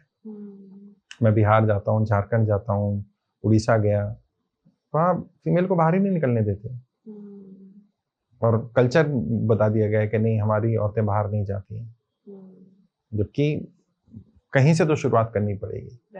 और शिक्षा, मैं समझता हूँ, एक बहुत बड़ा रोल प्ले करती है। हमें अपनी बच्चियों को जरूर एजुकेट, मतलब बच्चों को भी, लड़कों को भी, बट लड़कियों को जरूर पढ़ाना चाहिए। वो कहावत भी है ना कि अगर एक मेल को पढ़ाते हैं तो एक व्यक्ति को पढ़ाते हैं, बट एक फीमेल पढ़ाए तो एक पूरा परिवार, पूरा एक समाज पढ़ जाता है। भाई आप पढ़े लिखे हैं तो कम से कम आप बच्चों को पढ़ाएंगे जरूर, क्योंकि आपको पता है कि नहीं, पढ़ाई की वैल्यू होती है। तो शिक्षा पर ध्यान देना चाहिए, तो चीजें ठीक होंगी। बाकी समय के साथ कुछ चीजें अपने आप बदलती भी हैं। अब कल्चर ऐसा आ गया, जैसा आपने भी कहा, कि फीमेल भी हाथ उठाने लग गई हैं। और वो एक जोक था कि एक लड़के ने थप्पड़ मार दिया लड़की को, गर्लफ्रेंड को, तो उसने कहा क्यों मारा आपने? अरे यार मैं तुमसे प्यार करता हूँ। तो उसने 2 मारे, मैं तुमसे ज्यादा प्यार करती हूँ। तो अब जमाना वो है कि मैं ज्यादा प्यार करती हूँ भाई तुमसे।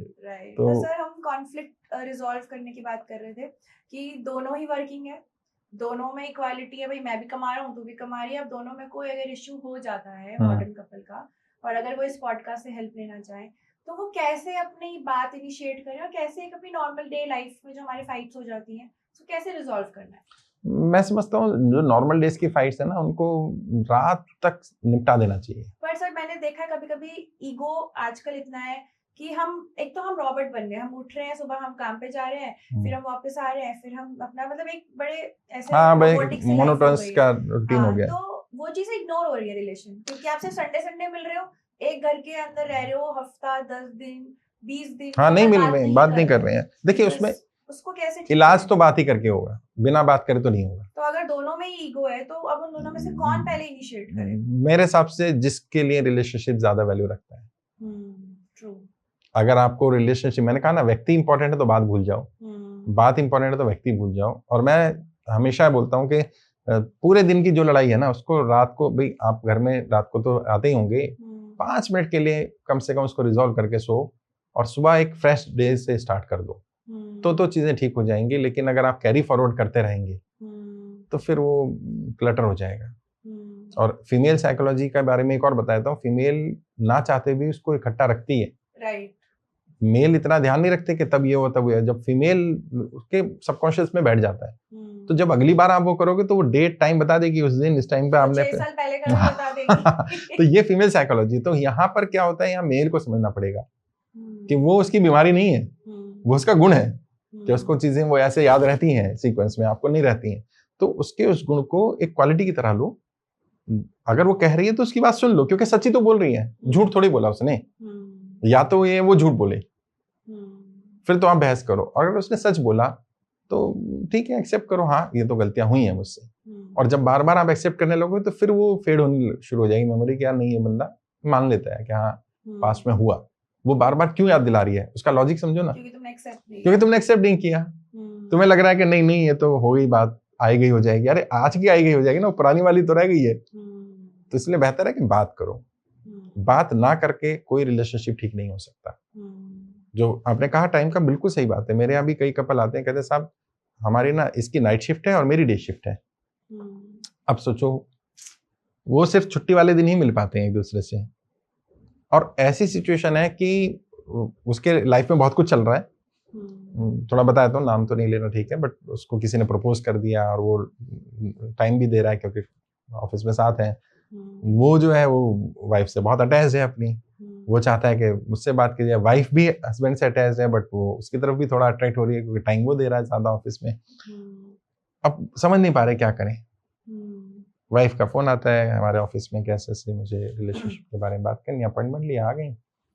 कहती हमारी शिफ्ट का वो सारा बताया उन्होंने। मैंने कहा बेटा एक बात बताओ, क्या तुम्हें कोई और जॉब नहीं मिलेगी, और क्या उन्हें कोई जॉब नहीं मिल सकती? क्या जॉब इतनी इंपॉर्टेंट होगी कि उस व्यक्ति से ज्यादा इंपॉर्टेंट है? कह रही नहीं, वो थोड़ा सैलरी है, शायद उनकी 3.5-4 लाख रुपए सैलरी है, तो शायद 3 लाख पे मिलेगी, 50,000 का लॉस होगा। मैंने तो 50,000 इंपॉर्टेंट है या व्यक्ति इंपॉर्टेंट है? नहीं, मेरे को व्यक्ति इंपॉर्टेंट है। मैंने तो तुम वहां हो तो तुम तो चली जाओगी, क्योंकि अभी तो तुम्हारे मन में ऐसी फीलिंग शुरू हुई है, कल को क्या होगा ये और आगे बढ़ेगी। तो या तो उसको मना करके जॉब चेंज कर लो, बात ही खत्म हो जाएगी। कहती है इतना आसानी से हो जाएगा, ये तो मैंने सोचा ही नहीं था। मैंने कहा प्रॉब्लम क्या है, हम खुद नहीं देख पाते, तभी तो एक गाइड चाहिए। तो जरूरी नहीं है कि हस्बैंड वाइफ रिजॉल्व नहीं कर सकते। प्रॉब्लम क्या है, वो बियॉन्ड द लिमिट नहीं देखते। जैसे होता है ना, आप छत पर खड़े हैं इस बिल्डिंग की, और कोई गाड़ी चौक पर है, वो वहां से आ रहा है, आपको दिख रहा है आगे ट्रैफिक है, तो आप उसको यहीं से फोन करोगे यार आगे ट्रैफिक लगा हुआ है। वो कहेगा मुझे तो नहीं दिख रहा है, यहाँ तो रोड क्लियर है। अरे भाई तुम वहां जिस रोड पर हो वो क्लियर है, मैं जहां से देख रहा हूँ वो क्लियर नहीं है। तो एक काउंसलर का, एक गाइड, एक मेंटर का ये रोल होता है कि हम वो प्रॉब्लम का वो एंगल दिखाएं जो एंगल उन्होंने देखा नहीं। फिर हस्बैंड को भी समझाया गया कि देखो ये हो रहा है। तो बल्कि इससे पहले वाइफ शिफ्ट करने को कहती है, हस्बैंड कहता है मैं शिफ्ट करता हूँ ना। और फिर उन दोनों में बातचीत होनी शुरू हुई। कुछ दिन की छुट्टियां ली उन्होंने, साथ गए। भाई छुट्टी तो ले सकते हैं ना, तो आप 10 दिन के लिए चले जाओ, क्या होगा, पैसा कटेगा ना। पैसा इंपॉर्टेंट है कि व्यक्ति इंपॉर्टेंट है? नहीं, व्यक्ति इंपॉर्टेंट है, जाओ। बातचीत की, रिजॉल्व किया, और फिर चीजें ठीक होनी शुरू हुई। फिर उसने, लड़की ने एक्सेप्ट किया कि हाँ वो मुझे ऐसे अट्रैक्ट कर रहा है, मुझे भी थोड़ा फील हो रहा था क्योंकि टाइम बात नहीं हो पाती आपसे। तो हस्बैंड ने कहा कि तू मुझे बताती तो सही पहले। तो कहती बताती कब, यही तो दिक्कत है, बात नहीं हो पा रही हमारी। और ऑफिस में भी क्या है, आजकल कॉर्पोरेट में फोन अलाउड नहीं है, तो वो बात किससे करे? वो जहाँ कोलीग्स होंगे उन्हीं से बात करेंगे। फिर मतलब ना चाहते भी जब आप साथ रहते हैं तो किसी से ज्यादा क्लोज हो जाते हैं, कई बार आप चाहते नहीं होते हैं। तो अब उसमें वो तो ठीक है, हस्बैंड भी समझदार था, वाइफ भी समझदार थी, तो समय रहते रिजॉल्व हो गई चीजें। वरना अगर वो आते ही नहीं काउंसलर के पास, उस एंगल से देखते नहीं चीजों को, तो शायद चीजें कभी ठीक ही नहीं होती। तो केस टू केस डिपेंड करेगा कि रिजॉल्व करना चाहते हैं या नहीं चाहते, पहला। दूसरा, प्रॉब्लम कितनी सीवियर है, इंटेंसिटी क्या है प्रॉब्लम की। अगर प्रॉब्लम की इंटेंसिटी इतनी ज्यादा है कि सामने वाला कोई एक्स्ट्रा मैरिटल अफेयर में चला ही गया है, ऑल्दो उसे भी वापस लाया जा सकता है, उसके भी तरीके हैं। लेकिन जितना सीवियर होता जाएगा केस, जैसे कहते हैं ना कैंसर फर्स्ट स्टेज है, सेकंड स्टेज है, थर्ड स्टेज है, जितना लेट करोगे उतना दिक्कत है। होना तो ये चाहिए कि आप जब स्मूथ चल रहा है रिलेशनशिप तभी सीख लो। सर क्या कोई कभी बिल्कुल डिवोर्स होने के बाद भी आता है कि भाई हाँ, मैं अभी तो काफी कम कर दिया मैंने, लेकिन 50 से ज्यादा डाइवोर्स मैं रोक चुका हूँ अपने जीवन में, and I am proud of that कि हाँ चीजें ठीक हुई। एक तो कोर्ट में थे, जो जज साहब हैं उनका कुछ हमारा पॉलिटिकल उसमें था उनका इंटरेस्ट, तो जज के पास पहुंचे। जज वो टाइम देती हैं उनको। जज ने कहा कि ठीक है आपका डाइवोर्स फाइल करा दो, लेकिन आप थोड़ा टाइम एक दूसरे के साथ स्पेंड कर लो अगर हो सके तो। मैं नहीं, हम सब करके देख चुके हैं, हमारा नहीं हो पाएगा। तो जज साहब ने कहा आप मेरी बात मानोगे, वहां चले जाओ। और ये नहीं बोला काउंसलिंग के लिए, मीटिंग कर लो उनसे जा करके, और वो जो सलाह दें वो मान लेना। अब जज कहेगा तो ऑब्वियसली बात है, बंदा मान लेता है। सेशन कोर्ट के जज थे, तो आए हमारे इंस्टीट्यूट पे, कनॉट प्लेस में ऑफिस हमारा। तो बातचीत हुई, मैंने कहा यार अब मैं ज़्यादा रिलेशनशिप मैनेजमेंट करता नहीं हूँ, बिजी भी था थोड़ा। मैंने कहा फिर भी चलो जैसे सामने भेजा बात कर लूँ। बात किया तो बहुत नॉर्मल सी बातें हैं। जैसे हमने कहा पहले दोनों को अकेले-अकेले बात करते हैं, तो देख लिया कि कोई ऐसा इधर इसका इंक्लिनेशन किधर और नहीं है, इसका भी नहीं है। दोनों साथ रहना भी चाहते हैं, लेकिन इश्यूज़ इतने हैं कि अंडरस्टैंडिंग नहीं है और मिसअंडरस्टैंडिंग ज़्यादा है। फिर दोनों को बिठा के बात की। फिर कुछ जो हमारे सेशंस होते हैं वो सेशन में आए, 7-8 सेशन दिए, थोड़ा टाइम लगा। बट उसके बाद उनको लगा कि यार बात तो ठीक है। इस आदमी के साथ इतना समय हो गया या इस लड़की के साथ इतना समय हो गया, किसी और के साथ नई शुरुआत कर पाना शायद मुश्किल हो सकता है। तो फिर जब उन्हें वो एंगल दिखाया गया तो चीज़ें ठीक हुई और आज भी वो हैप्पी मैरिड कपल है और अब चीज़ें और अच्छी हो गई हैं। अब उन्हें लगता है कि नहीं यार ये पहले प्यार कहाँ खो गया था। प्रॉब्लम क्या है कि वो प्यार खोता नहीं है, हम प्यार को धीरे-धीरे मार देते हैं। जो लोग कहते हैं ना लव मैरिज का, जैसे मैंने एग्जांपल दिया कि लव मैरिज जिन्होंने की है वो दोबारा उससे शादी नहीं करना चाहिए। कारण क्या है? उन्होंने प्यार को मार दिया और वो सुसाइडल होता है। खुद मारते हैं हम, धीमा जहर दे रहे होते हैं प्यार को और फिर बाद में हम कहते हैं प्यार समाप्त हो गया, प्यार मर गया। प्यार तो मर ही जाएगा ना आप जब जहर डालोगे तो यार। एक पौधे में मैं रोज जहर डालूंगा फिर मैं कहूँ कि यार ये पौधा मर गया, तो मरेगा ही ना। आपने टाइमली जो चीज देनी थी वो ना दे करके कुछ और दिया उसको। और वो जहर क्या है? बहुत छोटी छोटी चीजें हैं जो पता नहीं चल रही होती और वो कहते हैं ना देखने में छोटे लगे बट घाव करें गंभीर, तो इतने गंभीर घाव हो जाते हैं कि वो फिर चीजें ठीक ही नहीं हो पाती। सर कॉन्फ्लिक्ट का सबसे मेजर रीजन जो होता है शादी के बाद दैट इज इन लॉस। तो अगर हम कह तो रहे हैं कि रिश्ते में सुधार करो, हस्बैंड वाइफ कर भी रहे हैं, लेकिन जिस लड़की को जिस लड़का ऑफिस चला जाएगा जिनके साथ रहना है, अगर वो ही रिश्ते सुधार नहीं करना चाह रहे हैं, सास नहीं मान रही है या सास ननद से नहीं बन रही है, तो ये सब रिश्तों को कैसे? देखिए जब हम रिलेशनशिप मैनेजमेंट की बात करते हैं तो हम इन सब एंगल पे देखते हैं। होता क्या है, बात सही है, जो वर्किंग वुमेन है वो तो घर से निकल गई तो उन तो शाम को ही आना है, लेकिन जो हाउस मेकर्स हैं, होम मेकर्स हैं, उनके लिए बड़ी चैलेंज है। तो हमें ये देखना होता है कि आप उनके घर में गेस्ट हैं। पहली बात तो ये समझिए, पहले दिन ये लड़की ये ना मान ले कि मेरा घर है। अगर आप ये मान लेती हैं मेरा घर है तो फिर दिक्कत आएगी, जो कि लड़कियां मान लेती हैं कि मैंने तो अपना घर तो छोड़ा ही। और वैसे तो समझ में नहीं आता लड़कियां घर कौन सा होता है, सही बात। क्योंकि लड़की सोचती है मेरा घर है और वो बोलते रहते हैं तेरे घर चली जा, तो यार वो घर वाले कहते हैं। ये भी रीजन है कि आजकल लड़कियां इतनी थोड़ा हो गई हैं कि अब मैं अपना ही घर बनाती हूँ, क्योंकि माँ बाप कहते हैं वो तेरा घर है, वो कहते हैं तू अपने घर चली जा रहे, भाई मेरा घर है कौन सा। तो ये लड़कियों के साथ है, थोड़ा बेचारियों के साथ चैलेंज है, मतलब बेचारी तो नहीं कहना चाहिए लेकिन एक चैलेंज है। तो अब समस्या क्या है कि इन लॉस के साथ कैसे संबंध रखने, ये झुकना आपको पड़ेगा। आप गेस्ट हैं इसको स्वीकार करो पहले तो, क्योंकि हम जब सच्चाई से भागते हैं ना दिक्कत आती है।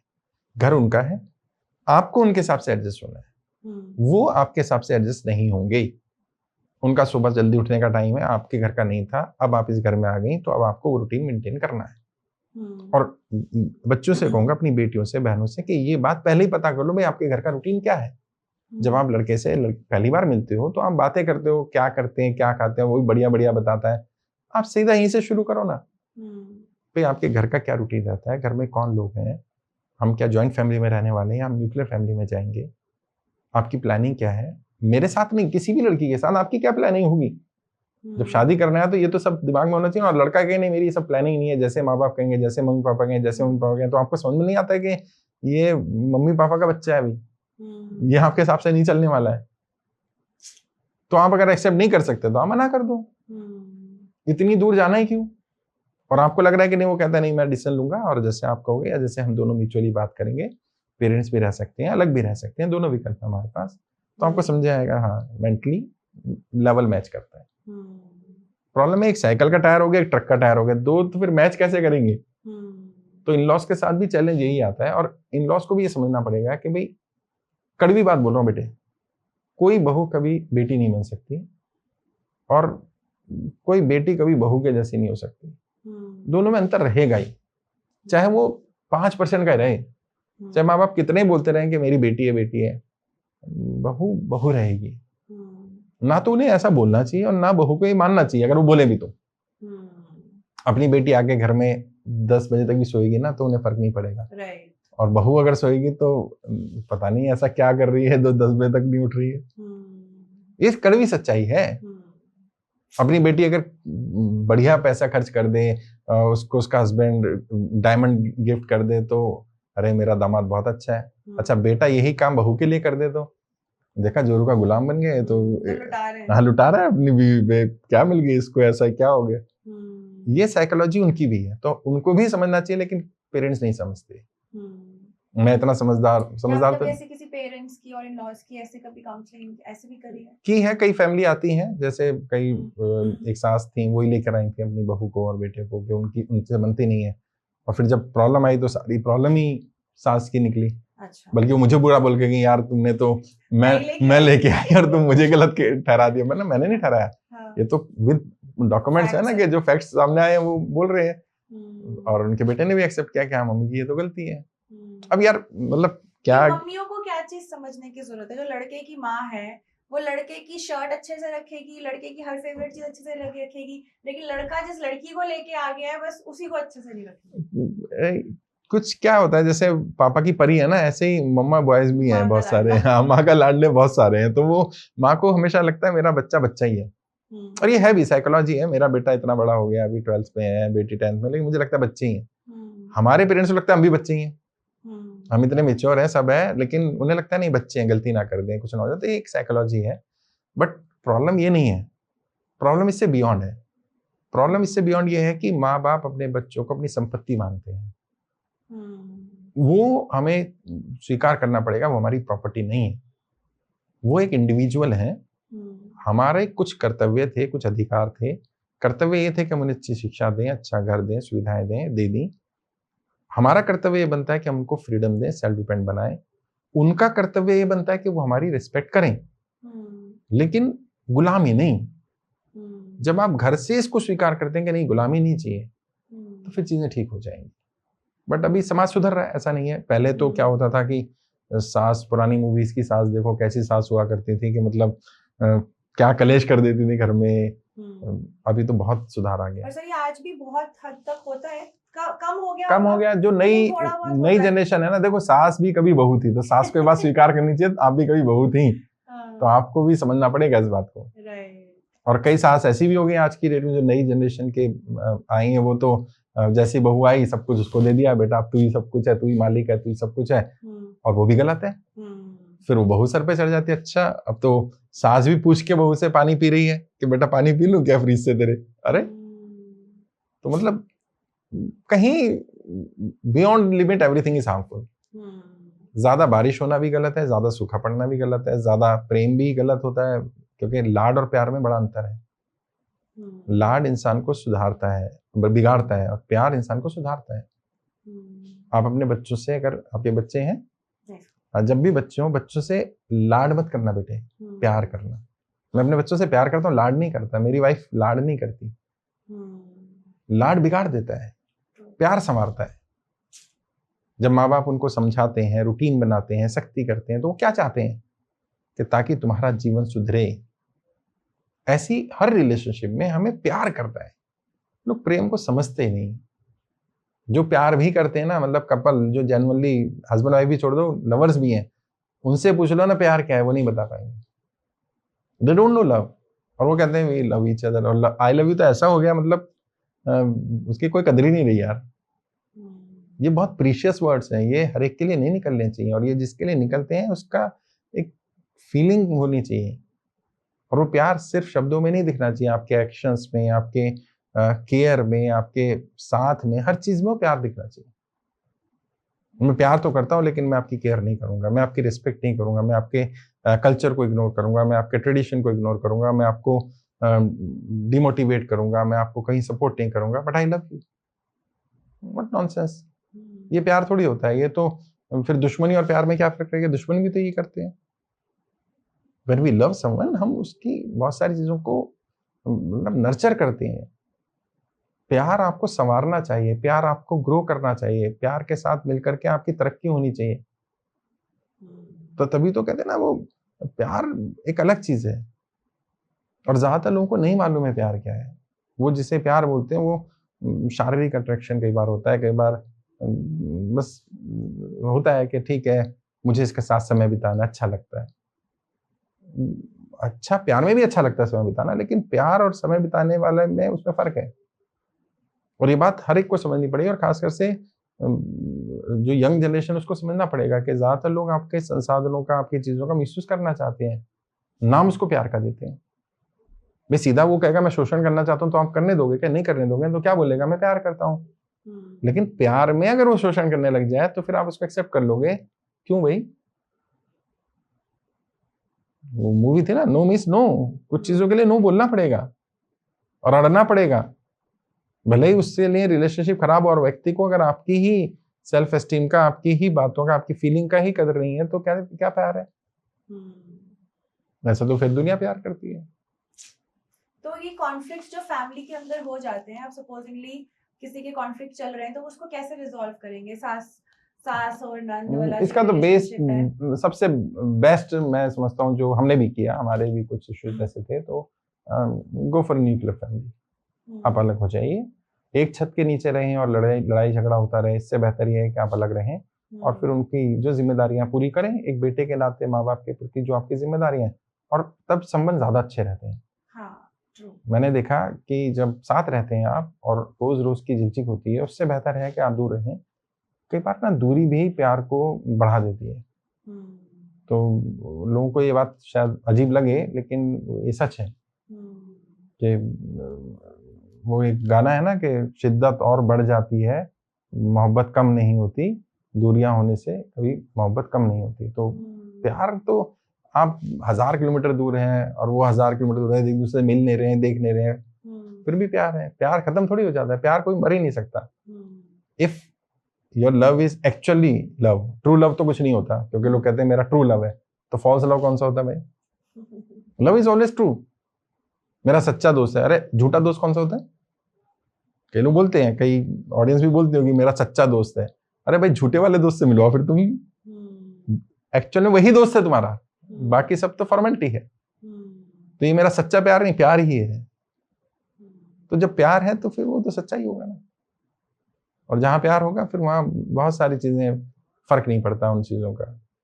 और जो ओशो ने भी कहा कि प्रेम एक धारा है, एक नदियां है, प्रेम फ्रीडम देता है, प्रेम जकड़ता नहीं, वो इग्नोर करता है बहुत सारी चीजों को विलिंगली।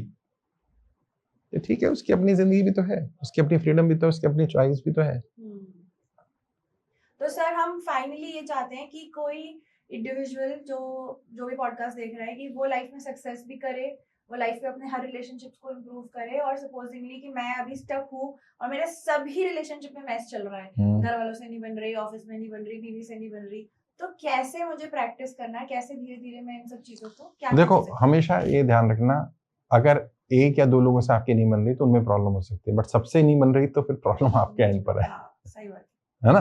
अगर मैं कहता हूँ मेरी किसी से नहीं बन रही तो इसका मतलब मेरे एंड पर भी कुछ हो सकती है, मतलब ऐसा नहीं। हाँ, तो वो कैसे करना है हमें, करेक्ट? हाँ, कई बार ऐसा हो सकता है कि आप बिल्कुल अलग ही हैं, कई बार हो सकता है आप अकेले ही हैं, आपके पास आसपास ज्यादा लोग ही नहीं। हाँ, ज्यादा लोग ही नहीं है। और अकेलापन भी बुरी चीज नहीं है।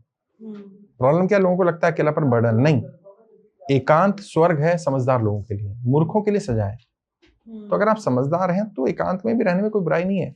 और बस एक काम कर लो, खुद को जानो। दुनिया क्या जानती है वो नहीं। हमारे दो रूप हो सकते हैं, बहुत सारे रूप हो सकते हैं। What you want from yourself.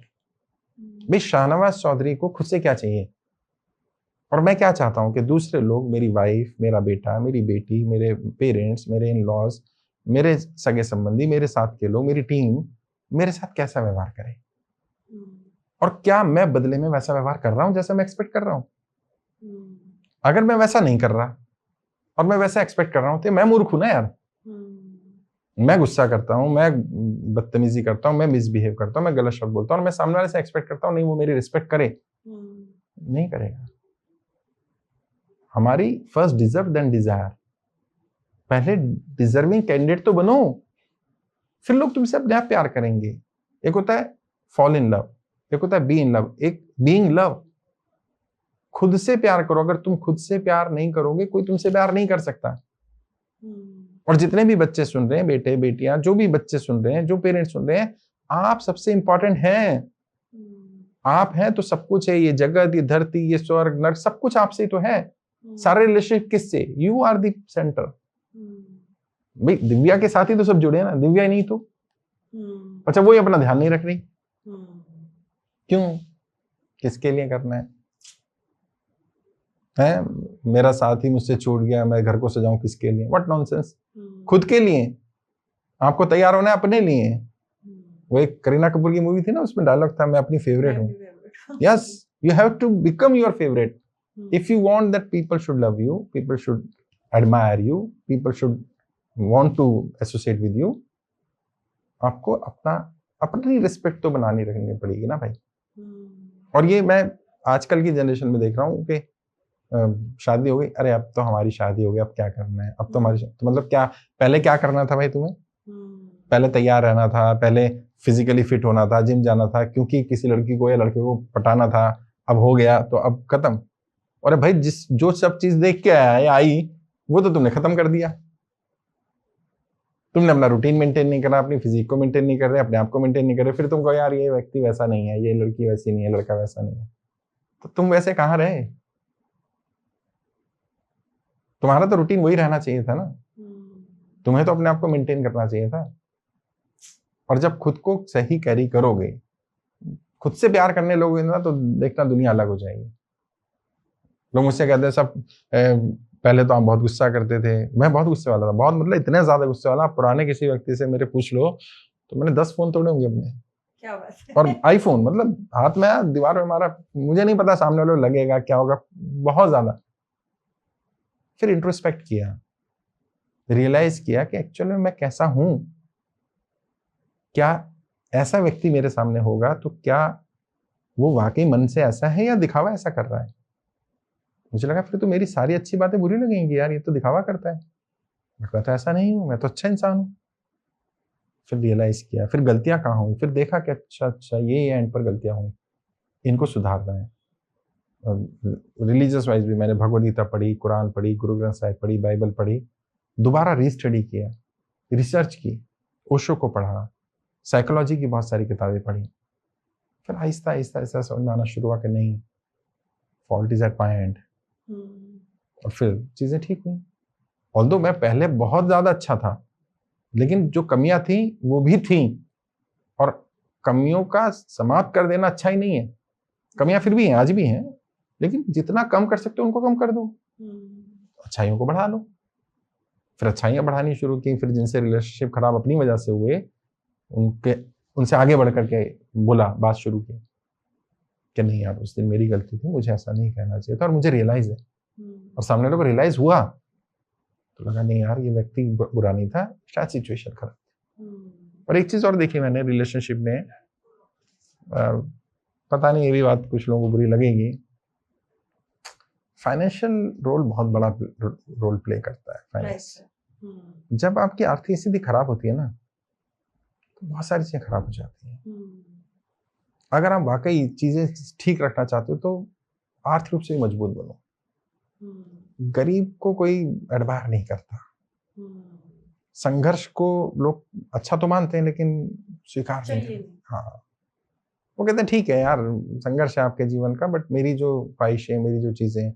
तो मैंने देखा कि जब एक दौर आता है ना, जब आप दुख में, तकलीफ में, बुरे दौर से, फाइनेंशियल स्ट्रगल कर रहे होते हैं, उस समय पर ऑटोमेटिकली कुछ चीजें ऐसी आ जाती हैं दिमाग में कि दिमाग कहीं और लगता नहीं। और जो पार्टनर होते हैं, लाइफ पार्टनर हो या दोस्त हो, यार हो, वो सब चाहते हैं कि आप उनके साथ एंजॉय भी करें, जाएं भी, लेकिन आपके दिमाग में तो वही चल रहा होता है। भाई आपको अगर ऑफिस है बहुत सारे तो रेंट देने हैं, स्टाफ है तो सैलरी देनी है, खर्चा करना है, अपने भी खर्चे हैं, और आपके दिमाग में वही चल रहा है 24 घंटे, 24/7। अब आप वाइफ के साथ भी हो लेकिन दिमाग तो वही है, तो उसे क्या लगेगा, ये एब्सेंट माइंडेड है यार ये तो आदमी। जो पार्टनर है उसको लगेगा, जो बाकी लोग हैं, पेरेंट्स हैं, उनको लगेगा यार ये क्या पागल हो गया क्या। तो आपके सबसे रिलेशनशिप खराब होने शुरू हो जाएंगे। तो जैसे हमने कहा कि अगर सबसे दिक्कत है तो कहीं हो सकता है हमारे एंड पर प्रॉब्लम चल रही हो, तो क्या करो, डिस्कस करो। और अगर कोई आपका अपना है तो उस बुरे दौर को झेल लेगा वो आपको, अगर वाकई अपना मानता है। नहीं तो बुरा मानता है तो वो झेलेगा नहीं, वो कहेगा यार क्यों झेलना है इसको। वो उस समय की आपकी बदतमीजियां, आपकी बेहुदगियां, आपकी गलत बातें सब एक्सेप्ट कर लिया। उसको पता है यार ये ऐसा बंदा नहीं है, व्यक्ति खराब नहीं है, समय खराब है इसका, तो वो आपका अपना है तो आपको एक्सेप्ट कर लेगा। लेकिन कई बार चीजें नहीं एक्सेप्ट होती हैं, कई बार हो जाती हैं, बट फाइनेंस का बहुत बड़ा रोल है रिलेशनशिप में, ये मैंने देखा।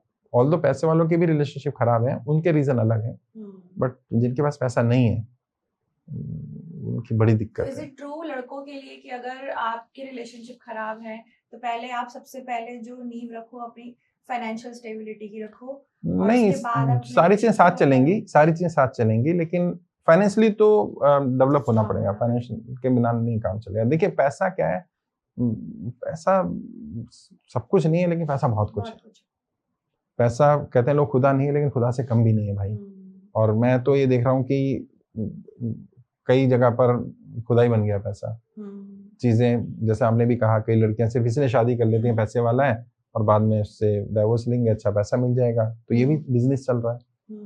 तो पैसे के साथ कुछ प्रॉब्लम आएंगी, लेकिन पैसा ना होना और होने में से पैसा होने वाले की प्रॉब्लम झेल ली जाएंगी, ना होने वाली दिक्कत आ जाएगी।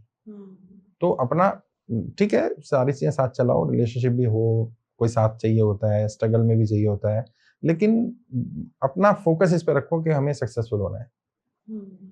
क्योंकि सफलता के सब रिश्तेदार होते हैं, असफलता अनाथ होती है, असफलता का कोई रिश्तेदार नहीं होता। आज मैं सफल हूं तो मेरे बहुत रिश्तेदार हैं, मेरे बहुत जानकार हैं। जब मैं संघर्ष कर रहा था तो बहुत गिने चुने साथी थे, और संघर्ष में जो आपका साथ देते हैं वही एक्चुअल में असली लोग होते हैं, जो उस समय आपके साथ खड़े रहें, आपकी सारी हरकतों को एक्सेप्ट करके भी खड़े रहें, उस समय आपका साथ ना छोड़ें, क्योंकि इंसान फिर टूट जाता है।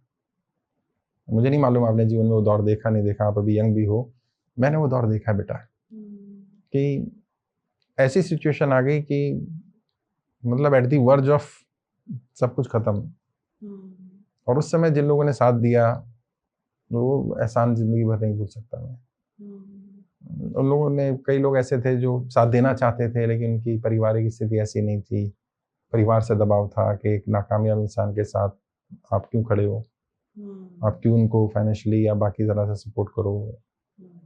बट वो दौर बड़ा मुश्किल दौर होता है, इंसान किसी को बता भी नहीं पाता, मतलब कहते हैं ना, सहा भी ना जाए और कहा भी ना जाए, किससे कहेंगे आप। और उसमें फिर आपका फ्रस्ट्रेशन निकलेगा, गुस्सा निकलेगा, सामने वाला किसी और एंगल से लेगा उसको।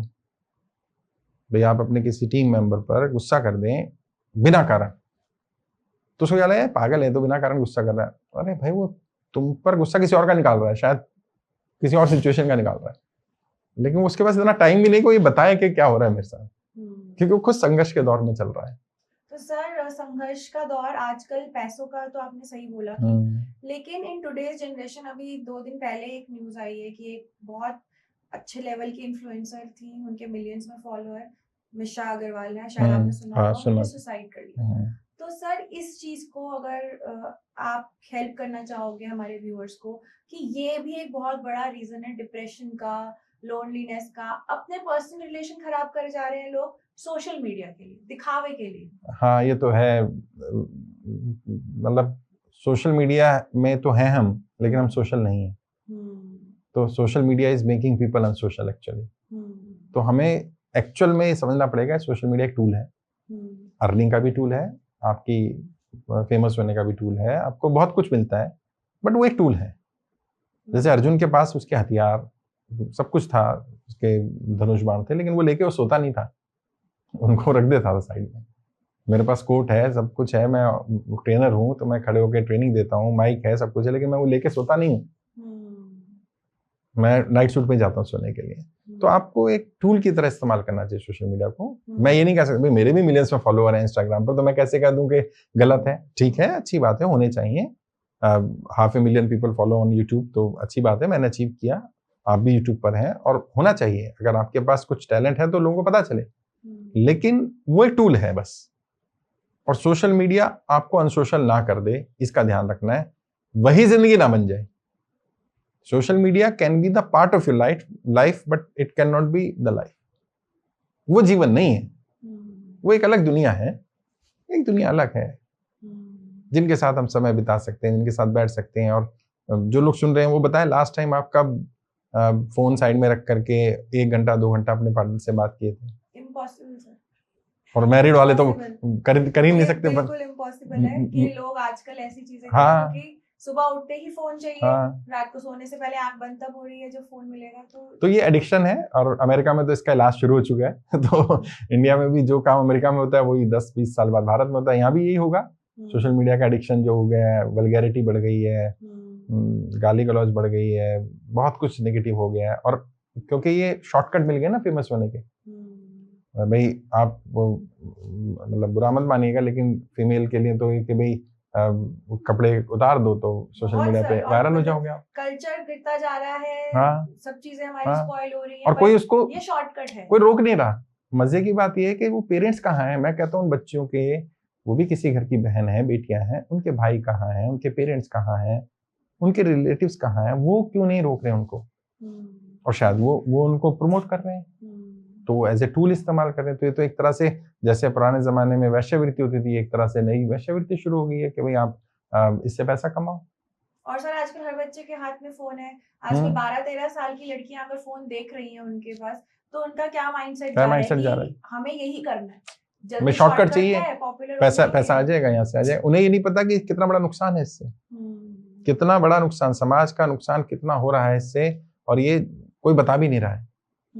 और हम लोग तो रेगुलरली ऐसे केसेस भी फेस कर रहे हैं कि जहाँ पर छोटे छोटे बच्चे, ये जीडी गोयनका का एक केस आया था, 9 साल की बच्ची है और वो ये देखती है गलत वीडियोस, क्योंकि माँ बाप ने फोन में लगा दिया, उसको अच्छा लगता है। 9 साल क्या उम्र होती है यार, 9 साल। मतलब हमें तो साला स्मार्टफोन ही नहीं था हमारे जमाने में 9 साल में, लेकिन मतलब हैरानी की बात है। एक 11th क्लास का केस आया, उस बच्चे का अफेयर चल रहा है, और बहुत सीरियस अफेयर चल रहा है। अरे 11th क्लास क्या उम्र है तुम्हारी यार, और पता चलता है 1.5 साल से अफेयर चल रहा है। मतलब बच्चों को हम कहाँ लेके जा रहे हैं, कल्चर कहाँ जा रहा है। 12-13 से आजकल अफेयर होना इज क्वाइट नॉर्मल। बेटा मत, ये तो बहुत शॉकिंग है मेरे लिए कि मैं उनको समझाऊं भी क्या, वो समझेंगे नहीं ना। मेरे यहाँ तो 18 साल से नीचे मैं गाइड ही नहीं करता हूँ, क्योंकि एक मैच्योर, मतलब मेरी बात समझने के लिए भी तो दिमाग चाहिए। वो मेरी बात तो उसे बकवास लग रही होगी जो 16-17 साल का सुने हो गया है, मैं क्या पागल आदमी है, तो पिताजी वाली बात कर रहा है, दादाजी वाली बात कर रहा है। बट मैं ये नहीं कह रहा हूँ कि ठीक है आप दोस्ती करो, दोस्ती में बुराई नहीं है, बट सीरियस अफेयर चल रहा है, व्हाट इज दिस यार। अभी तुम्हारी पढ़ने की उम्र है, पहले पढ़ाई तो कर लो, पहले बड़े तो जाओ बच्चों, फिर करना है सबका। एक एज होगी हर चीज की, तो अच्छा भी लगेगा, पेरेंट्स को बताओगे, समाज में बताओगे तो लगेगा। लेकिन वो फ्रेंड्स का प्रेशर, इसकी तो गर्लफ्रेंड है, तेरी नहीं है, ये नहीं है, वो नहीं है, स्कूल में तो बहुत कॉमन, स्कूल में तो बहुत कॉमन हो गया।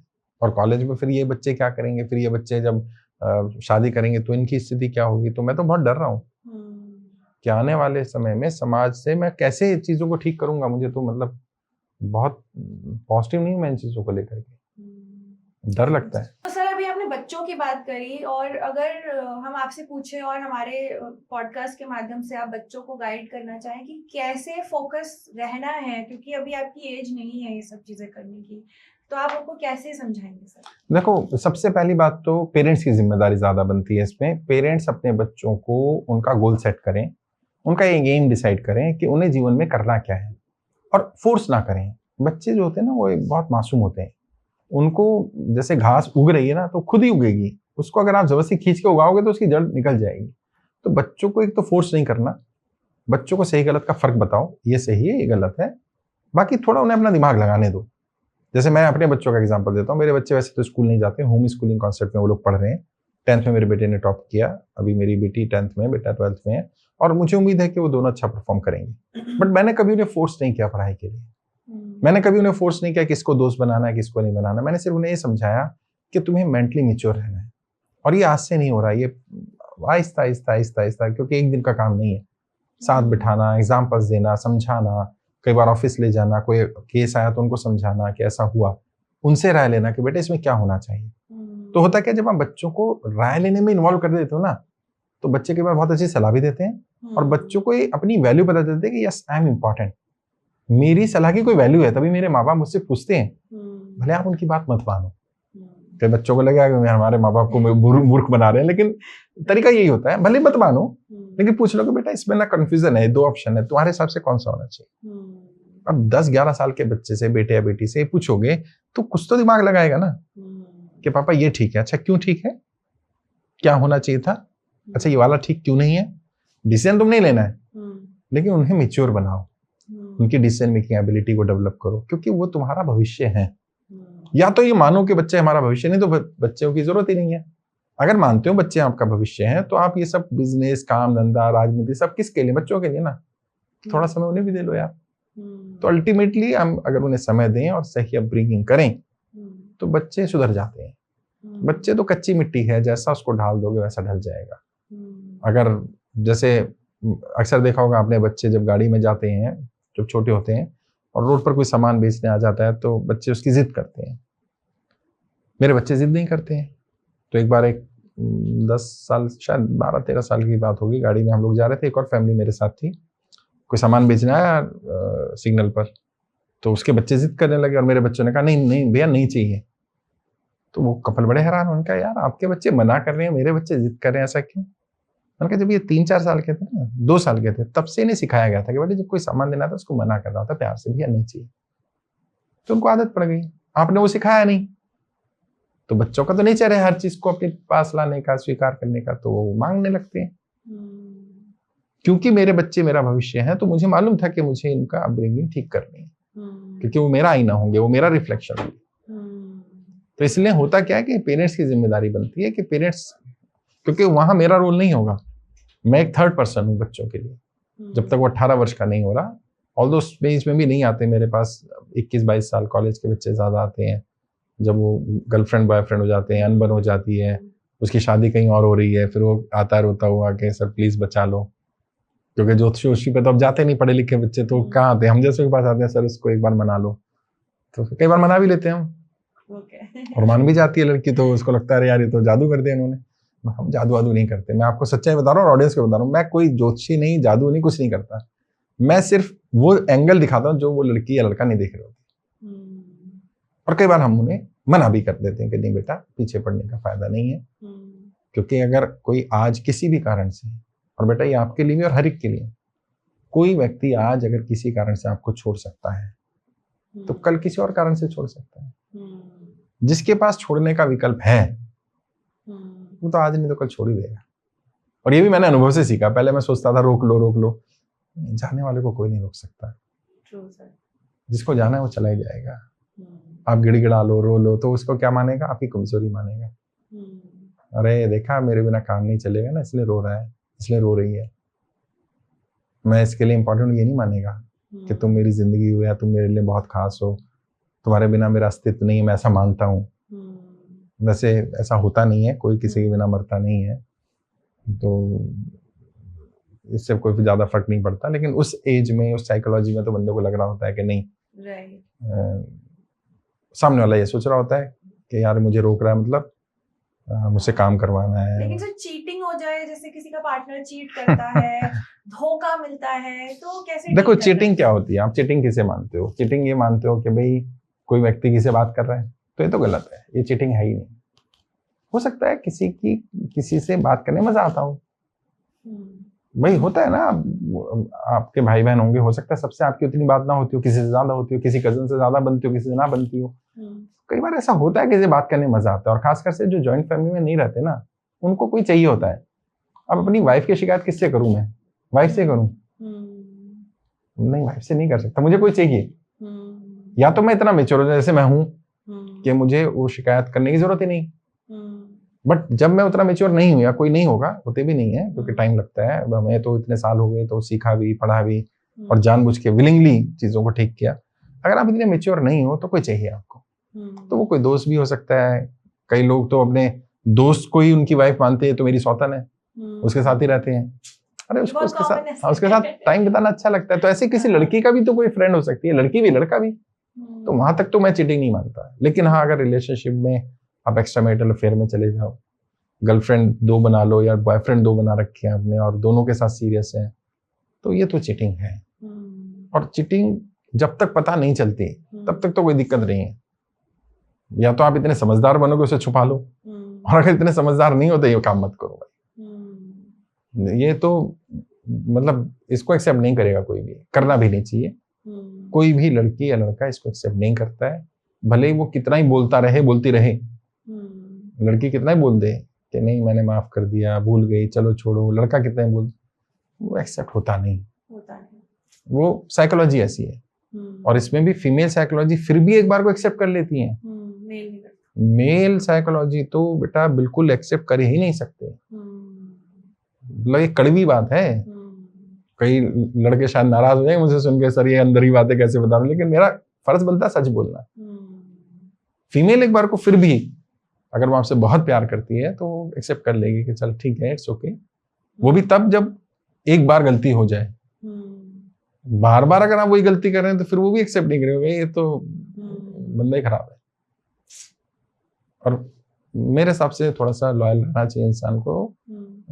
और अगर कुछ गलती हो रही है तो अब क्या कर सकते हैं, कई बार ऐसा होता है कि ट्यूनिंग नहीं मिलती, तो बेहतर है अलग हो जाओ, फिर अपनी जिंदगी जियो, फिर जिसके साथ रहना चाह रहा हो। दूसरी जिंदगी खराब करने का हमें कोई हक नहीं बनता कि हम अपने कारण दूसरी जिंदगी खराब करें। Right sir. और जब सेपरेशन हो जाता है और अगर बच्चे हैं तो सबसे बड़ा चैलेंज आता है सिंगल पेरेंट होने का, तो उनके लिए आप क्या आजकल तो बहुत ज्यादा हो गए हैं। मैं अभी एक इंटरव्यू में गया था, किसी कंपनी ने बुलाया था उनके स्टाफ का इंटरव्यू के लिए। हम लोग वो काम जैसे बिजनेसमैन के लिए करते हैं। 17 फीमेल आई, फीमेल की वैकेंसी थी, 17 में से 12 सिंगल मदर थी। मैं शॉक था क्योंकि उन्होंने एज क्राइटेरिया खैर इतना रखा था 35 साल की उम्र का, तो मुझे लगा भाई मैरिड आएंगी, ज्यादातर मैरिड आई, कुछ एक दो अनमैरिड भी थी, लेकिन ज्यादातर मतलब 50% से ज्यादा सिंगल मदर। लेकिन उसका एक बड़ा रीजन मुझे लगा कि जो मेल ईगो थी ना, वो मेल ईगो इतनी हो गई या उनके केस में ऐसा बना कि वो वहां रह नहीं सकती थी। और कई केस ऐसे भी लगे कि जो फीमेल की प्रॉब्लम थी, यानी उन्हें फ्रीडम चाहिए थी और वहां फ्रीडम नहीं थी। तो दोनों का केस है, लेकिन सिंगल मदर के साथ चैलेंज ज्यादा है। मैंने अभी तक सिंगल फादर नहीं देखे क्योंकि वो कहीं ना कहीं एंगेज हो जाते हैं, बट सिंगल मदर जो, क्योंकि वो धक्के खा चुकी होती है, झेल चुकी होती है, तो फीमेल को लगता है कि नहीं यार फिर दोबारा वही सब, मैं उसमें नहीं जाना चाहती। मेरा बेटा बेटी है, जो भी बच्चा हो गया ठीक है, वही मेरी जिंदगी है, मैं उसे संभाल लूंगी। तो वो अब क्योंकि सेल्फ डिपेंड भी है, तो चैलेंज तो रहेगा, लेकिन मैं समझता हूँ कि ये बढ़ रहा है और इसको ही रोकना हमारी जिम्मेदारी बनती है कि हम लोगों से बात करें। और अभी जिस तरह से दुनिया में दिख रहा है, बर्थ रेट कम होता जा रहा है, दुनिया की आबादी कम हो रही है, भारत में तो बढ़ रही है लेकिन दुनिया में कम हो रही है। और आने वाले समय में अभी जैसे रशिया का सुन रहा था मैं, या इटली, वहां पर 3 महीने में एक भी बच्चा पैदा नहीं हुआ। तो सोचिए कितना फर्टिलिटी रेट लो हो चुका है। विलिंगली लोग बच्चे नहीं पैदा कर रहे हैं इसी बर्डन की वजह से कि यार कल बच्चे ही पालने पड़ेंगे। फिर लाइफस्टाइल हो गया, महंगाई हो गई, कुछ फीमेल कॉन्शियस हो गए कि नहीं मैं यही काम थोड़ी करना है, मुझे बच्चे पैदा करते रहूं। क्योंकि मेल को ज्यादा दिक्कत नहीं है, फीमेल के साथ ज्यादा दिक्कत है, क्योंकि उसको पहले 9 महीने उसको केयर करनी है, फिर बाद में बच्चा बड़ा होगा तो माँ की जिम्मेदारी डाल दी जाएगी। जबकि मैं समझता हूँ वो म्यूचुअल जिम्मेदारी होनी चाहिए, बट नहीं हो पाता। मैं भी नहीं कर पाया भाई इस मामले में। मैं भी ऐसा ही रहा कि मेरे बच्चों को मेरी वाइफ नहीं पाला, मैं ज्यादातर समय बाहर रहा, और मैं इस चीज के लिए रिग्रेट भी फील करता हूँ कि यार और समय दे सकता था। उसने अकेले संघर्ष किया, लेकिन समाज ही ऐसा है, हम दोनों बाहर जा नहीं सकते थे, मुझे जाना पड़ता था, तो 12-12 घंटे मैं बाहर हूँ तो बच्चों को तो वही संभालेगी। और उसमें फीमेल पूरी तरह खत्म हो जाती है, मतलब उसकी इंडिविजुअलिटी, उसके इंटरेस्ट, उसका तैयार होना, उसका अपने आप से प्रेम, वो सब खत्म ही हो जाता है। और बच्चा पैदा नहीं होता, माँ भी पैदा होती है उस दिन, क्योंकि उससे पहले वो माँ नहीं थी, सब कुछ थी। जिस दिन बच्चा पैदा हो उस दिन वो माँ हुई। तो माँ होने का मतलब है कि उसका एक नया जन्म हो गया है, और वो जन्म जो होता है वो संघर्ष वाला होता है। वो अपनी केयर कर ही नहीं सकती, कितना ही कोशिश कर ले वो क्या करेगी। वो बच्चा रो रहा है, बच्चे को मतलब केयर करनी है, कहाँ अपनी केयर करेगी। और वो उसका बेटा हो या बेटी, वो जिगर का टुकड़ा ही होता है, वो मतलब अपना सब कुछ निछावर कर देगी। तो वो कहते हैं ना, माँ के दिल जैसा कोई और दिल नहीं हो सकता। तो माँ ही है। तो वो खुशनसीब लोग हैं जिनके पास माँ है, उन्हें माँ का ख्याल रखना चाहिए। और हर बहन बेटी में एक माँ का स्वरूप होता है, बट सिंगल मदर्स की बड़े चैलेंज है। सिंगल फादर तो बहुत कम मिलते हैं, और वो क्योंकि संभाल ही रहते हैं बच्चों की। उतनी केयर पेरेंट्स दोनों को मिलकर करना चाहिए। मैं मानता हूँ कि सारी जिम्मेदारी दोनों की है। या तो बच्चे पैदा ना करें, और कराए तो भाई बराबरी है। और सिर्फ बच्चे पैदा करने में नहीं, हर काम में बराबरी है। मैं तो ये मानता हूँ। मतलब फीमेल मेल में कोई फर्क नहीं होना चाहिए। हमारे घर में नहीं है। कई लोगों को बड़ा अजीब लगता है, लेकिन हमारे घर में नहीं है। बिल्कुल सर, ऐसे ही होना चाहिए। सर, हमने बहुत सारी बातें करी है, आई एम श्योर कि बातों का तो कोई हमारा एंड नहीं है, बट हमारे व्यूअर्स आप और क्या सर से पूछना चाहते हैं हमें कमेंट करके जरूर बताइएगा, और हम कोशिश करेंगे सर को फिर से लेकर आए। हाँ, जरूर जरूर, मैं आऊंगा जब भी आप कहेंगे। सर, जाने से पहले हमारे व्यूअर्स को कोई रिलेशनशिप एडवाइस जो आप देना चाहेंगे? दो बातें कहना चाहूंगा। सबसे पहली चीज तो रिलेशनशिप कोई रॉकेट साइंस नहीं है, तो इसको लिए कोई बात ज्यादा घबराने की जरूरत नहीं है कि यार कितना सर ने बता दिया, तो ये कोई बहुत बड़ी चीज नहीं है। बस जैसे एक पौधे की तरह मैंने बताया कि पौधे को केयर करनी है, ऐसे रिलेशनशिप की केयर करो। और आपका लाइफ पार्टनर, हस्बैंड हो, वाइफ हो, बॉयफ्रेंड है, गर्लफ्रेंड है, बाकी रिलेशन है, वो इंडिविजुअल भी हैं। उनकी इंडिविजुअलिटी को समाप्त मत करो। कुछ फ्रीडम उनको दे दो, जिस जोन में आपकी एंट्रेंस नहीं होनी चाहिए। वो डायरी लिखना चाहे, वो कुछ फोन में रखना चाहे, कुछ अपने हिसाब से करना चाहे, तो इतनी फ्रीडम दे दो उसे ये नहीं होना चाहिए कि उसके ऊपर ये बर्डन हो कि नहीं तुम्हें मुझे सब कुछ बताना है। वो विलिंगली बताना चाहे तो बताए, हस्बैंड हो या वाइफ हो, बॉयफ्रेंड हो या गर्लफ्रेंड हो। नहीं बताता तो, बल्कि अगर वो छुपा रहा है तो उसे छुपाना ही ना पड़े, वो स्थिति ले आओ। इतना कंफर्टेबल कर दो उसको, तो बहुत सारी चीजें ठीक हो जाएंगी। और खुद भी कोशिश करो, जैसे सामने हो वैसे ही पीछे रहो। आईना बनो, आईना बन जाओगे तो चीजें ठीक हो जाएंगी। बस यही संदेश है मेरी तरफ से। Lovely, thank you so much sir. और इसी के साथ हमारे इस पॉडकास्ट को हम यहीं पर रोकते हैं, बट आई एम श्योर कि हम दोबारा आएंगे बहुत सारी ढेर सारी बातों के साथ। Do not forget to subscribe, कि आप हमारी वीडियोस देखते तो हैं लेकिन सब्सक्राइब नहीं करें, तो प्लीज हमारे चैनल को सब्सक्राइब कीजिएगा। Thank you so much. Okay ji.